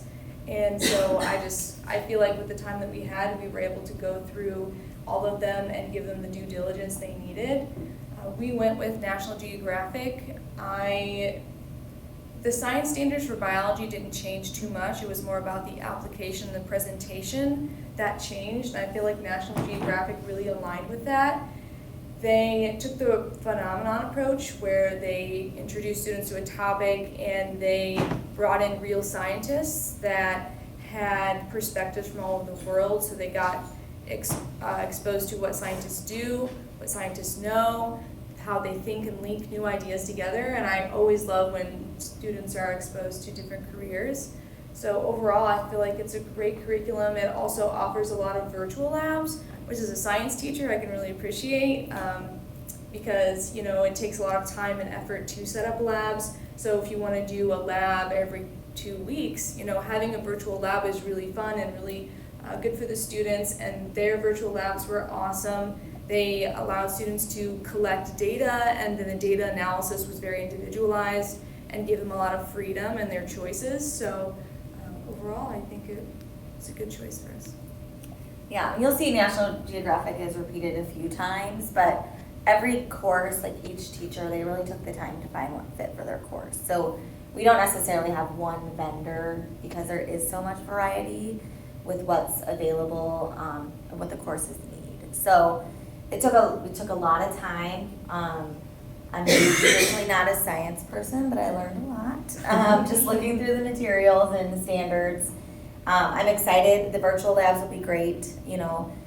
Unfortunately, some of our science classes are 27, 28 kids, which is a pretty normal with what's in the area, but that's hard when you're setting up labs. So our teachers do a great job of giving kids hands-on experiences. They really do, but you can't do it every single time. So those virtual labs can be just as valuable. So I appreciate all the work they've done and just being creative and collaborating and working together on this.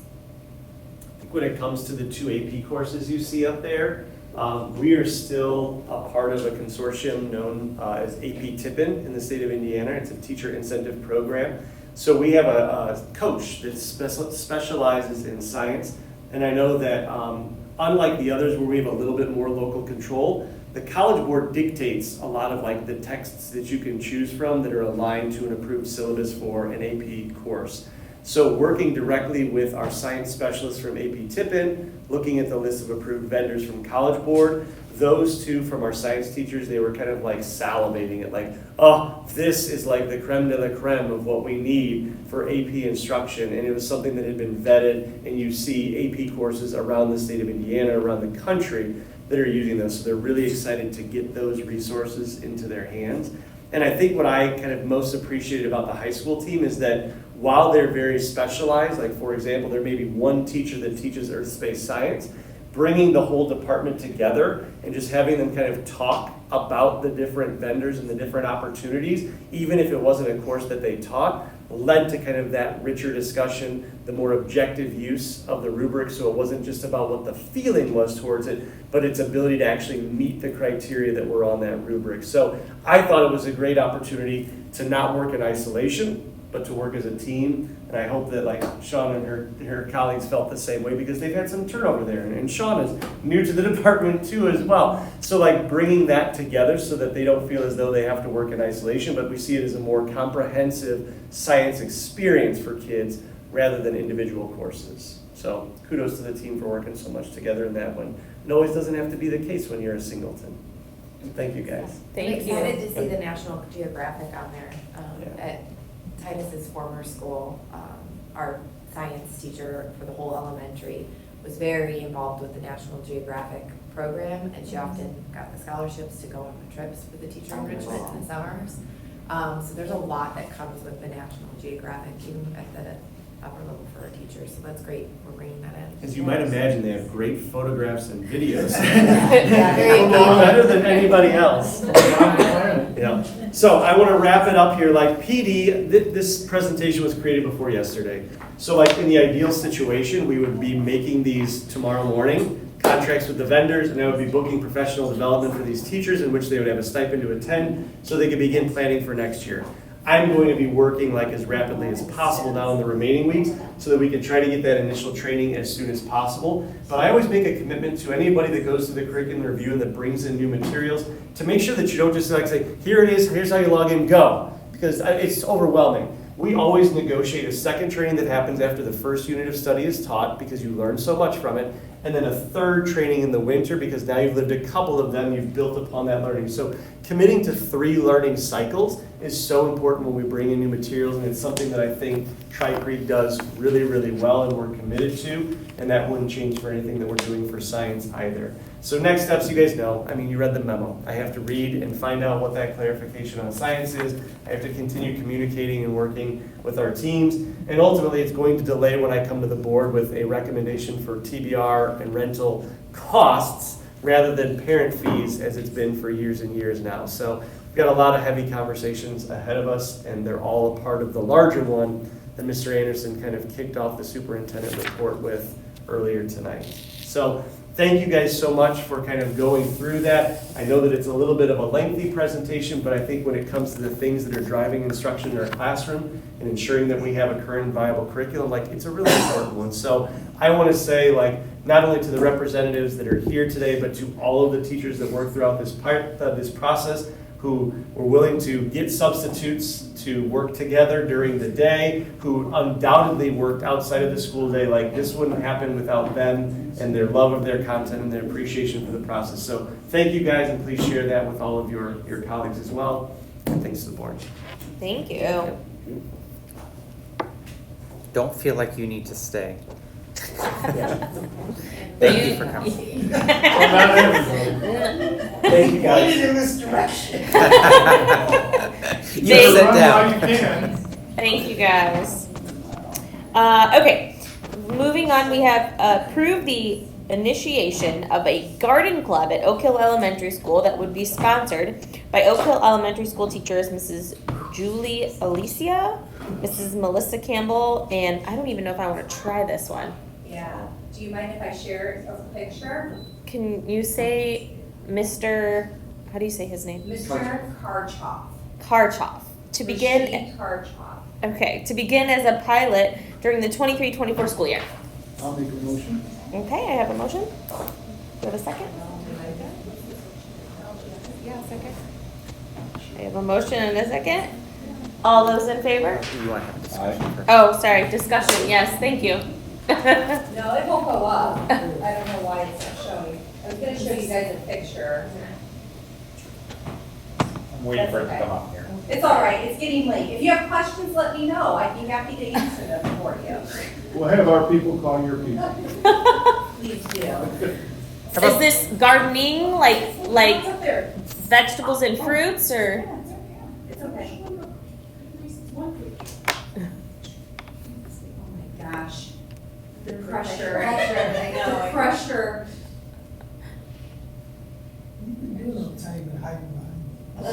Oh gosh. Garden club.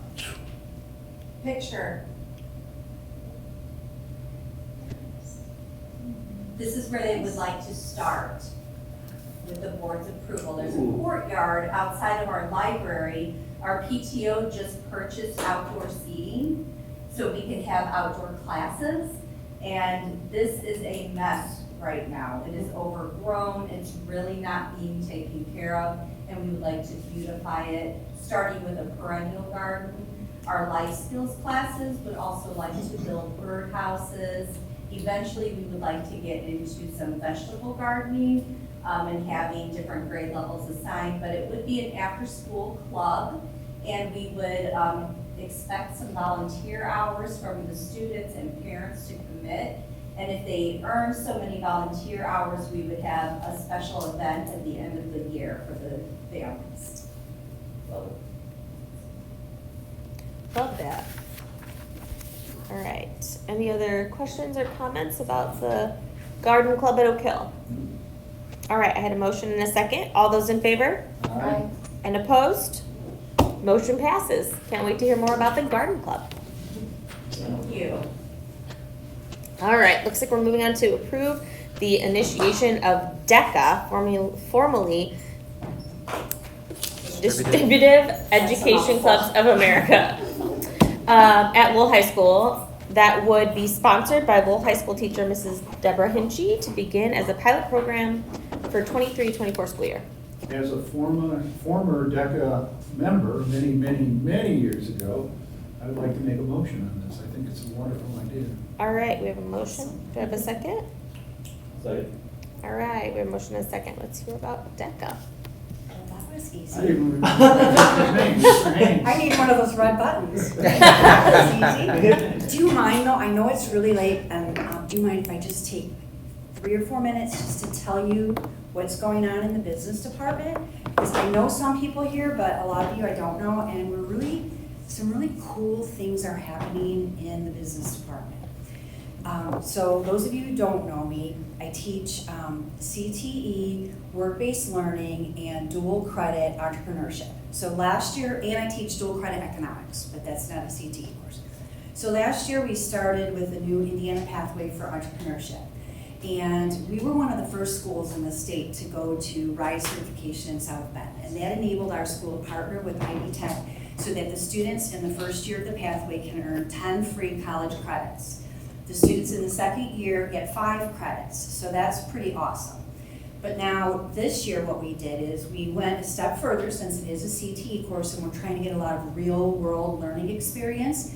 So we started working with Innovate Within, and I don't know if you've ever heard of that, but it's really big to Governor Holcomb and the state of Indiana because they're trying to draw entrepreneurial businesses not only to Indiana, but to keep people from graduating and leaving the state.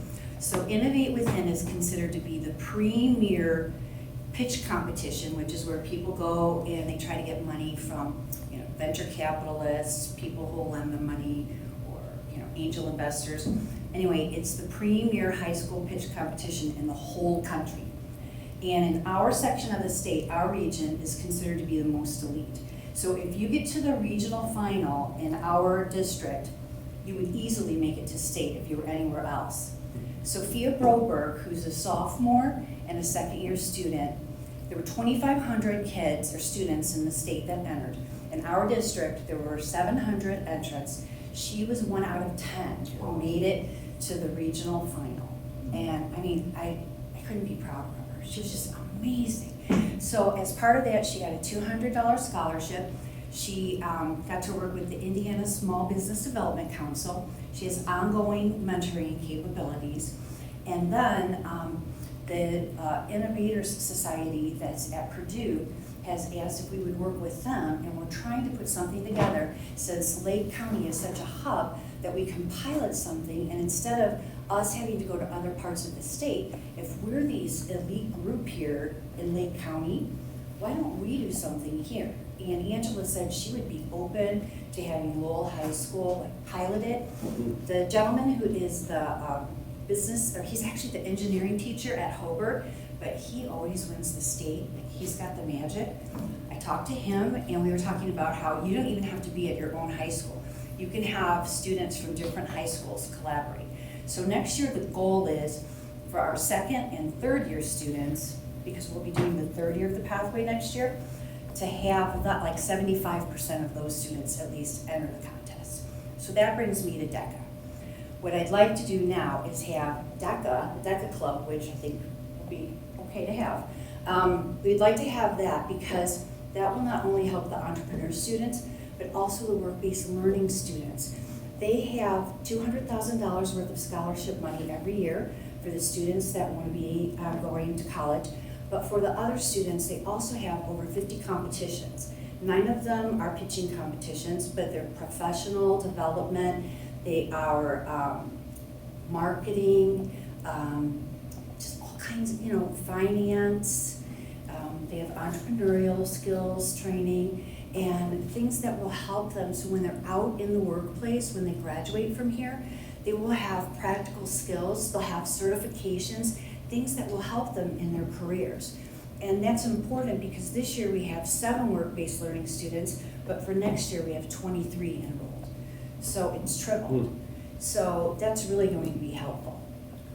So exciting stuff is happening there. Absolutely. So it's more real world things that will help them. So thank you for approving it. Well, technically, we haven't yet, but I have a motion and a second. So, all those in favor? Aye. And opposed? Motion passes. Okay, thank you for your time. It's official. Thank you.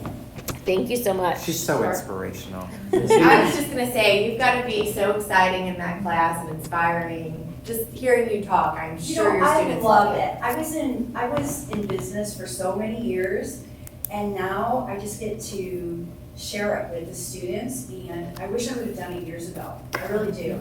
I love it. And we have to say, like, the way she came to us was that after COVID, she was a virtual academy secondary teacher.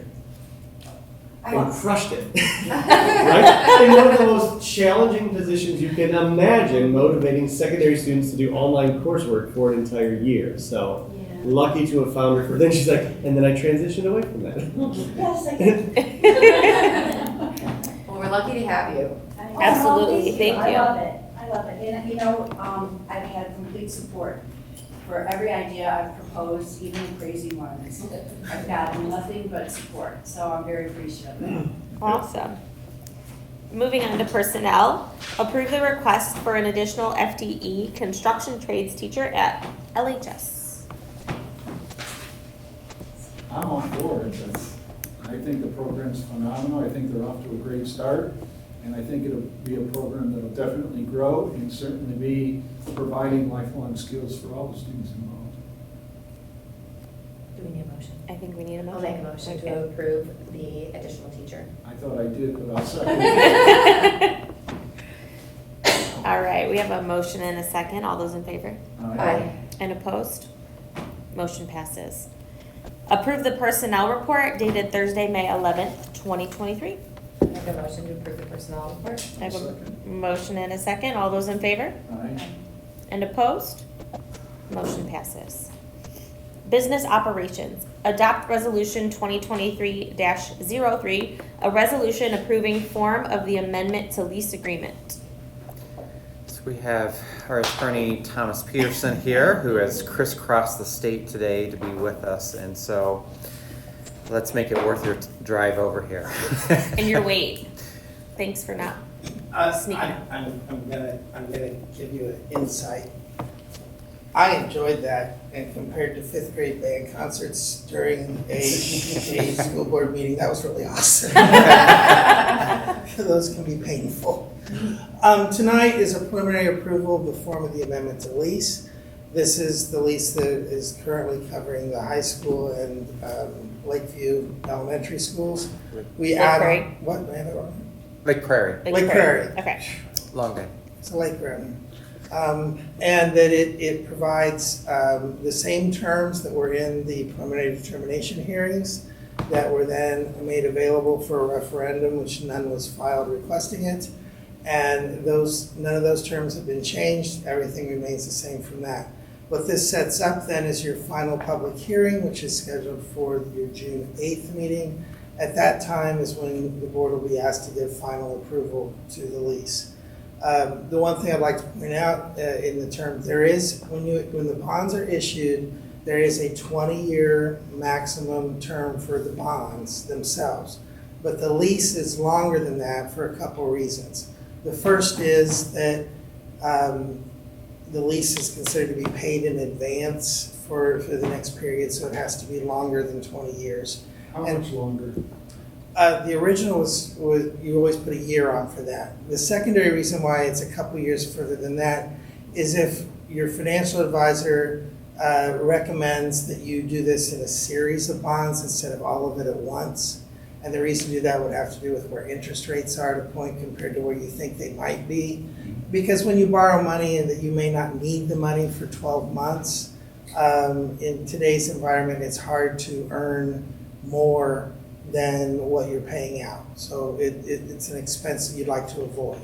So the money that we're borrowing doesn't necessarily have to be expended right away. It could be 5 years down the road? 3. 3 years down the road. Right, but if there's a concern, it's the interest rate environment where things are. We've been at historically low rates.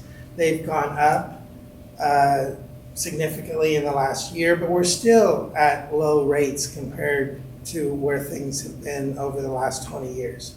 So you're still in a very good interest rate market, but we don't know where that's going to be for certain, except there's a reason you hire a financial advisor because they know things better as to what the market's doing and where it's going. We're in a really weird situation right now in the tax-exempt market that the really short interest rates are actually higher than the 5-year interest rates. So if you borrowed money for just 1 or 2 years, you'd be paying roughly 3.4, 3.5, but the bonds that are 5 and 6 years are only 3.1. And that is really weird. Normally it's just a straight line that goes up at different places. It may be steeper than that. But to it actually be So the rates could go up. most significantly, yes, because there's a lot of room to go up. And as we'd said for a long time, there's not too much room for them to go down. So for that reason, it may make more economic sense to lock in your funding source from that. And again, tonight is preliminary approval for the lease, which sets it up as what it is that'll be the subject of the public hearing on June 8th. And it'd be my recommendation to continue the process that you approve preliminarily the form of the lease for the purpose of that hearing. I was looking over the contract and it says, whereas preliminary plan specifications and estimates for the cost of the completion of the school buildings have been prepared and submitted this meeting. We don't have any of that. Well, those have been provided through the course of the hearings that you've had to this point. They're never set out at the preliminary meeting in that circumstance. But the budget which this board has adopted as part of the 1028, which breaks it down cost-wise, presentations like you had tonight. But the other thing is, this has been a major change if you go back the length of my career, which embarrassingly is 36 years, which since I'm only 40 is kind of amazing, that you used to have a lot of expensive plans that if the project didn't get approved by the DLGF or something like that, made major expensive wallpaper. So the point was to hold off on incurring your major architect's fees as long as possible. And that's why everything is preliminary, such as what you saw tonight as the scope evolves and changes. It used to be, at the time when I started working at this, you had final plans and you might even have construction bids by the time you got to this.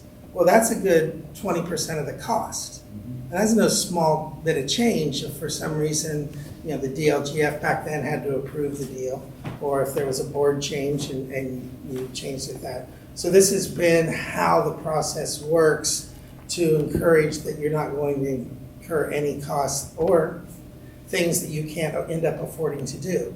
We've watched prices of construction go up astronomically over time the last 2.5 years. Call it supply chain, call it COVID, call it running out of different minerals. Always remember being at a conference of business officials and superintendents where about 10 o'clock people's phones started buzzing and people excused themselves to go out in the hallway, and there are a lot of construction bids were being taken that day, and the price of nickel had run up, and then following aluminum, both of them almost doubled. And everyone's construction bids showed that. And the construction numbers that you created back when you did the preliminary determination were now so completely outdated that we were having to do a supplemental deal just to finish the projects. So we try to do these things with as preliminary concepts to not incur costs that you can't back away from as we go through the process to approve it. Are we committed 100%? I know obviously we're gonna have architectural fees for what we've had done already, but for the, the 95 million, are we committed to that? No. And I was also curious, why isn't there specifications, like we're going for 95 million, we're looking at, I was looking for more detail. Well, this is the preliminary. Preliminary. That date, I'm with you. that there, and this is the purpose of the document. At the public hearing, there will be a repeat presentation of what the expected numbers and impacts are. Those were all major presentations at the time of the preliminary determination hearings, which were done for the board to adopt what the parameters would be.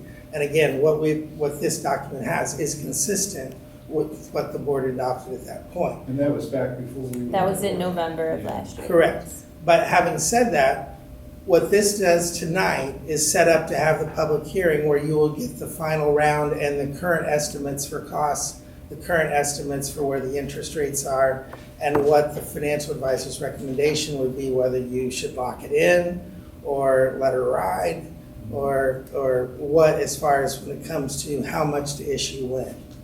So if I'm hearing you right, by design,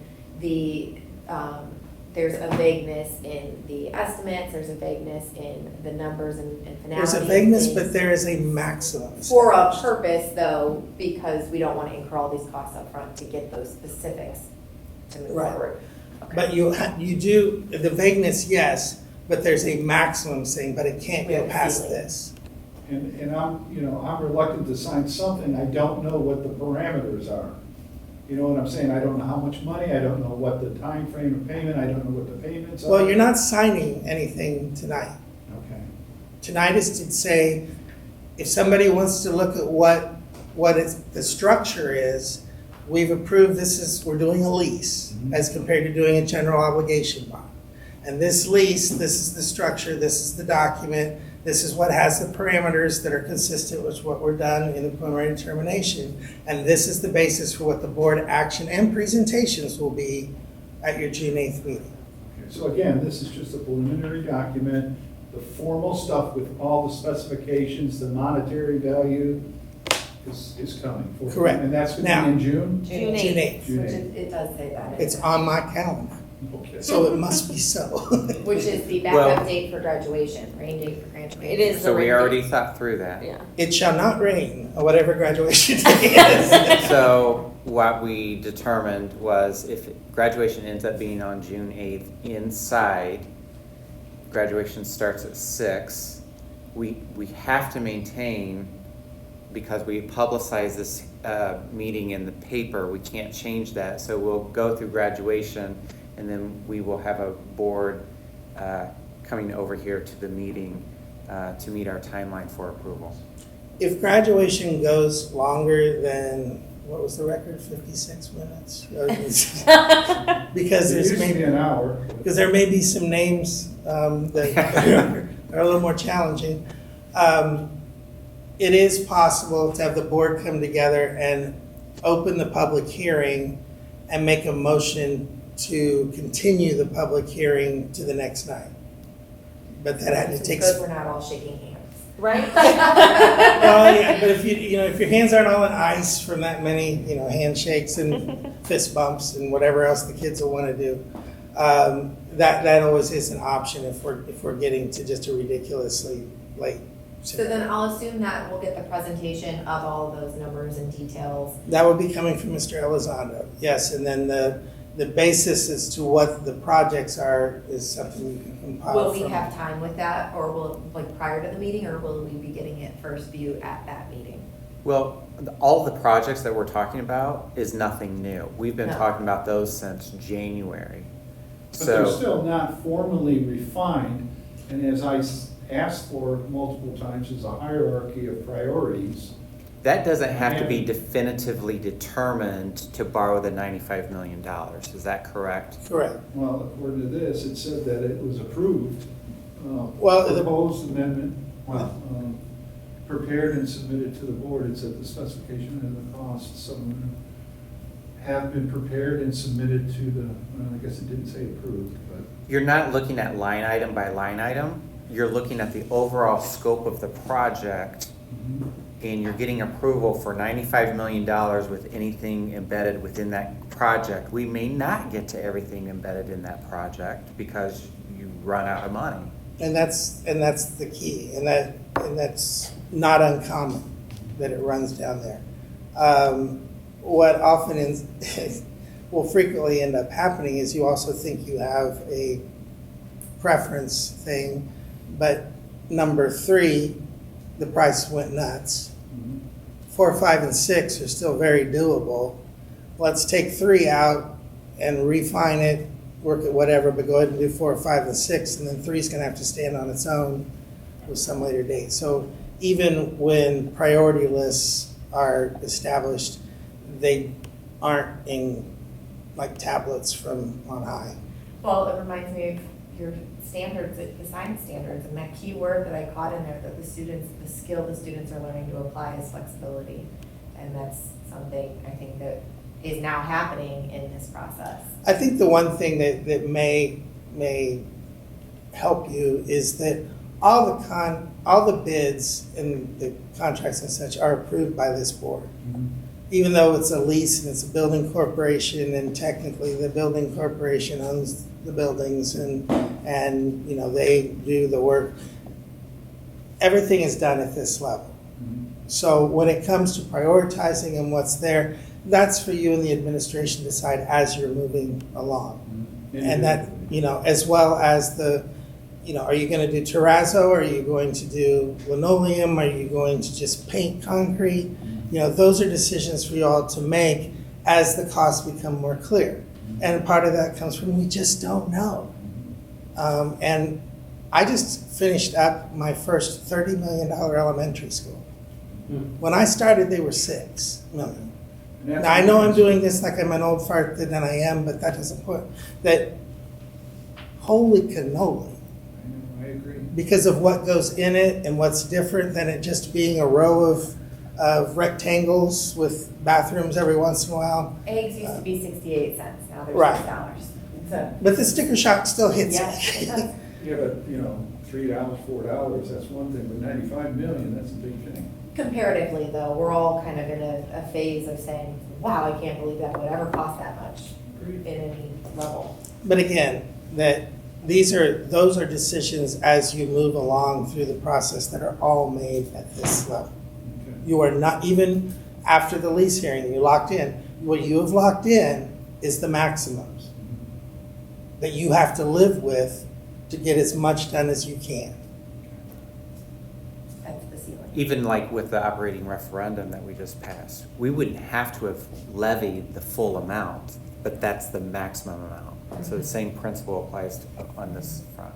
Well, again, once we have all the numbers in and we clearly define where it is we're going, then that will determine how much we spend.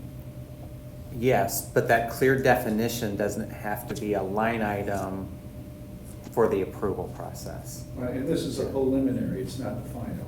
But what I'm saying is on June 8th, even then, it does not have to be a definitive line item by line item. But it still includes up to the 95 million. Correct. Yep. Right, I understand. It absolutely locks that in. I did want to point out on our website, so under construction projects or updates, there is this PowerPoint from that November meeting that just gives a very general overview, but this is what we're talking about as a reference item. Well, and like you just said, just like with the referendum, we don't have to, if we get to a point, we don't have to use everything within that 95 million if something happens or something changes. Is that what you're saying? Right. I mean, the important thing is that you're within the scope of fair play for what was presented. You can't come in and say we need to pave all our parking lots and go, look, we have enough to do an auditorium. No, that's my job to go, no. And I'm good at that. Oh, we know. Hey. It just concerns me about the cost of all this construction going on. You know, it's, like you said, 6 million versus 15 million or 30 million. Do we expect it to? But it's never gonna go down. Well, I won't say it won't go down, but interest rates will go down eventually. What? Right now? 10 Well, years? but Yeah. here's the other factor. This was a one moment in time with the assessed value. This was the whole reason we didn't run a capital projects referendum. Originally, even with running a referendum, we were looking at getting $40 million to work with. This $95 million is a moment in time that if you don't seize it, it will not come back. Well, I fully agree. I understand the logic between maintaining the debt ceiling. I fully understand that. That's something that has been instilled in me since day one. However, you know, what we're looking at are not, you know, replacing roofs and air conditioning or expanding buildings because of over-enrollment.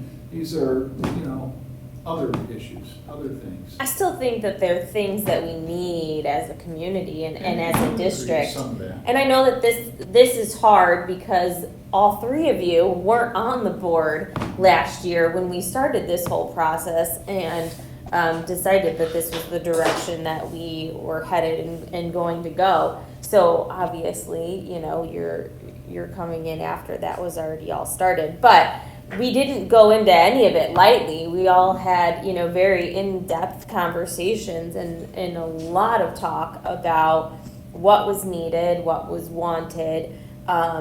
A lot of community meetings where the community came out. I mean, Katie was at, you know, she wasn't a board member yet, but she was at those meetings. You know, and they were advertised for the entire community. Come out and tell us, what do our schools need? What do you want to see? You know, dream big, but also, you know, what are necessities, right? So, and all of that being said was where we came to what you see when you know, go on the website or when we're talking with our architect firms and they're showing us what needs to be done. And I think that it's important to note that while these aren't roofs or lighting or HVAC systems, I really do think it's stuff that we need as a district and as a community, for sure. Any other conversations, discussions, questions or for- comments? Yes, all my questions. So need someone to make the motion? All right, yep. So can we have a motion to approve the preliminary lease until June 8th? I will make a motion to approve the preliminary lease for June 8th hearing. Thank you. I have a motion and a second. All those in favor? Opposed? All right, motion passes. Yay. Thank you. Thank you for coming here. I Gee, know you wiggle. drove across the state to get here after a long day. It was a very long day. I've had to be nice all day. It's not easy. Well, we appreciate it, and thank you for answering my Thank questions. you for hanging out. Yes. And I'd also like to report that Dana, I saw her in the classroom for both in the morning session when I arrived and in the session as I was leaving, so. You didn't define a classroom as Joey's bar, did you? Hey. It's 5 o'clock somewhere. I'll get this, I think. She You know, has some don't- presentations is to it- give. Yeah, I heard that she was presenting down there. She had a packed house, it was standing room only for her presentation, she said. That's awesome. Yeah, That's it's, awesome. Well, she also gave lunch, right? That's Right, hors d'oeuvres. She's good at that. Yeah, it was really well attended this time. It's been funny. To me, it's felt like it was kind of waning, but it's also partially because a lot of people are retiring because the people who were in the business when I started have the nerve to think they should be done. I agree. Retirement ages You should back, be. and then you get, you know, new ones, and that. So part of it, I think, was that. So now I'm getting used to a lot more of the faces, so there's a lot more people to see, and as you can imagine, I can talk a lot, so it takes a lot to get around the conference. But it was really well attended, and I think it had some really, the way people were talking, the General Assembly gave us plenty to talk about this year, and most of it sprung on us in the last 5 days, which is a attribute that's really starting to annoy me. because everybody's always asking me, like in day 20, have you read this statute? I'm like, I bet you a nickel. It doesn't look anything like that when we get time. And then after all the hearings and after all the things like that, then they gut the bill and they bring stuff in language that we've never heard or seen before and haven't been able to comment on. And there's one right now it's a mess. And I'm just smiling and going, that's a mess. And people like, your superintendent are going to ask me, what do you do with this? I said, you mean that mess? And so that's entertaining. But again, pleasure working with you all. I love to have questions. A lot, sometimes my kids who once referred to me as sort of a lawyer because I don't go to court. I know, it's nothing like what you get home at home.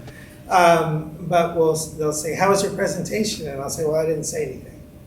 And they're like, hello? You didn't get home until midnight, but you went to a meeting that you didn't say anything.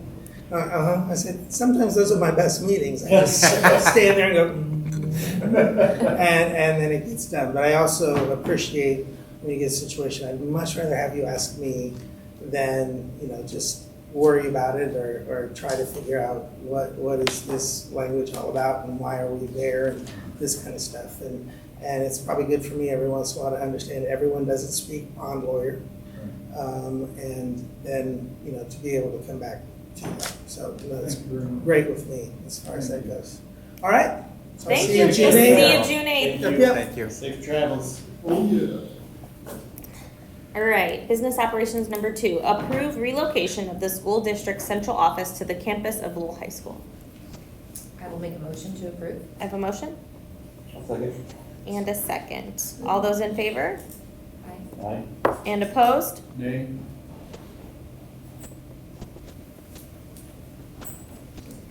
How does that work? She'll just note it Okay. in the minutes. We don't need 3? You have You got 3 out of 5. Oh, okay, You had yes, 3 that makes sense, because 3 I ayes, didn't 1 say nay. yes. Okay, I didn't say nay. Listen, it's 9. Okay, I'm glad I'm not the only one. No! All right, we're getting there, guys, we're getting there. Consent items. I think I can do these both together. So, accept the donation from Kevin and Kelly Mikesell of Lowell, Indiana in the amount of $100 to help offset the costs of Lowell High School athletic uniforms. And number 2, accept the donation from the Lowell Athletic Boosters Club in the amount of $5,000 to help offset the costs of Lowell High School athletic uniforms. I'll make a motion to accept both of them. I have a motion and a second. All those in favor? Aye. And opposed? Motion passes. Public participation number 2. We don't have anyone. So preschool update. Oh, no. Exactly what you're here at 9:23. But in all seriousness, we intentionally, Brandy and I booked a early learning committee meeting for after the referendum results because we knew that would very much pave the way for what we were able to do. Just as a little bit of context, remember that we partnered with Transform Consulting. They presented to the board. They created a multi-phase proposal for our partnership. The first was a needs assessment. That's where we garnered those hundreds of responses from our community members that validated the need for early child care and specifically preschool education in our community. That's what gave us the go-ahead to say, because the need is there, we need to find a way to do that. From that, they then conducted a feasibility study. The feasibility study looked at our facilities. They took the results of what were the types of families, what were the ages of the children, what were the needs of the children, and here was a recommendation. And they recommended a 3-classroom pilot. By all the time that was being done, coupled with the referendum, the timeline to try to do that for the start of the 23-24 school year did not make sense. To figure out how we were going to fund that, to not know if the referendum would pass at that point, and to not know the sustainability in the future. It just wasn't, there were too many things that we said, let's put this on pause and look at the target of opening preschool the 24-25 school year.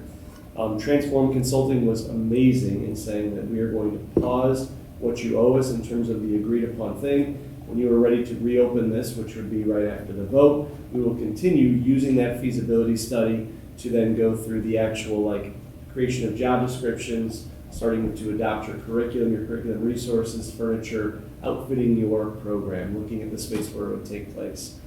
Coupled with that was the announcement of the Child Expansion Grant, Early Childhood Expansion Grant. It was a grant competitive up to $750,000 you could ask for. It was designed for existing preschool programs or new programs. So we were very excited by the prospect of it. It is due tomorrow. So we knew that we were going to do a lot of the preliminary work, but not hit send until one, we got the vote on the referendum, and two, I had a chance to talk with the board. So I met with Transform Consulting, and I had a chance to kind of touch Deborah up to speed and get her kind of like in the know of what the grant was for as a member of that committee. Here's my concern, and here's where it gets unsettling. While it is upwards towards 750, the 4 buckets we were looking at is you could apply it for your curriculum and resources for the kids to offset that cost.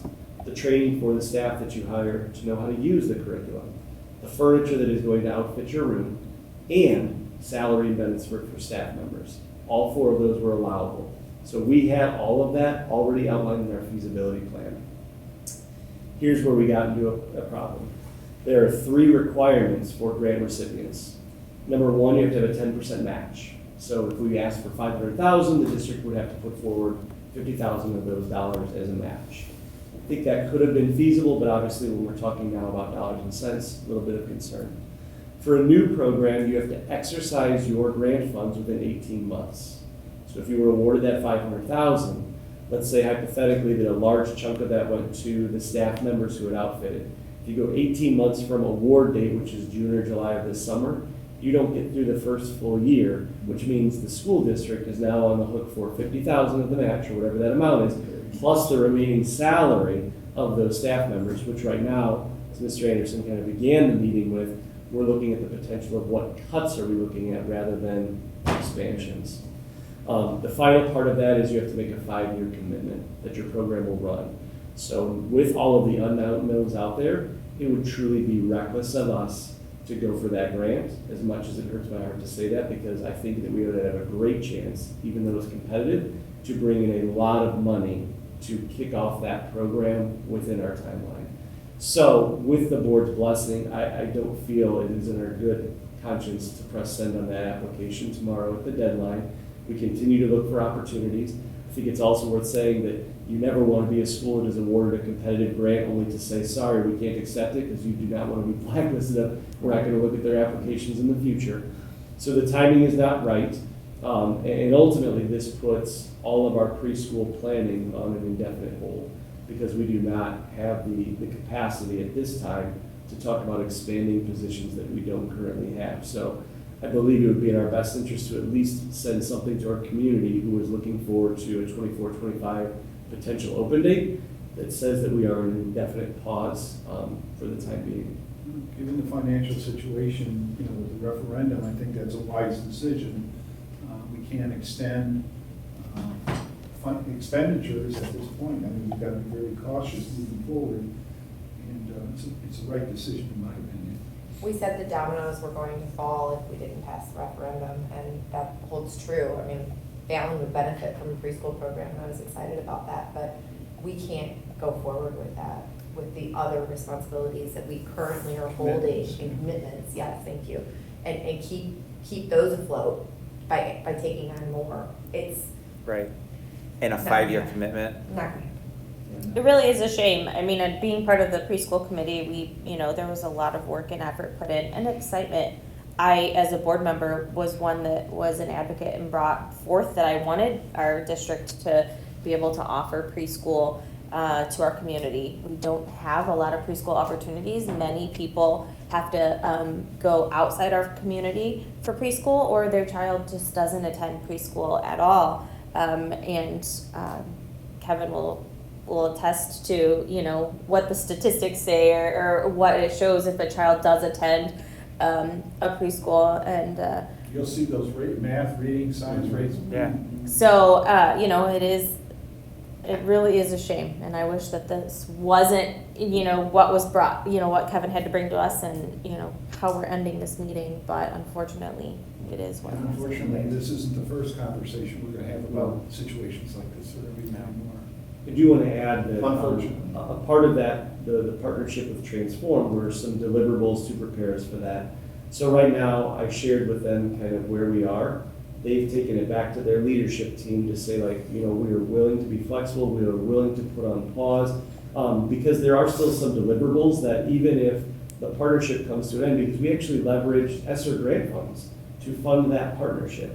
So we want to make sure that we do not leave any ESSER grant funds on the table.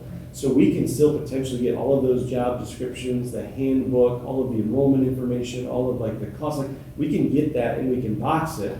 And therefore, when it is time and it is appropriate to open it, we have everything already created and ready to roll out because the partnership will still result in the product. They just won't be by our side, right? They just won't be by our side necessarily. Not to say that there's not an opportunity for the future for when that day comes, we would have to find another way to fund that because ESSER funds will run out at the end of '24. But again, I think the community spoke and they don't want to pay for something they're not already paying for. So hopefully the state will come along and add that to priority list down the road, but it's not happening now. Time to build a preschool in town. Yeah. All right.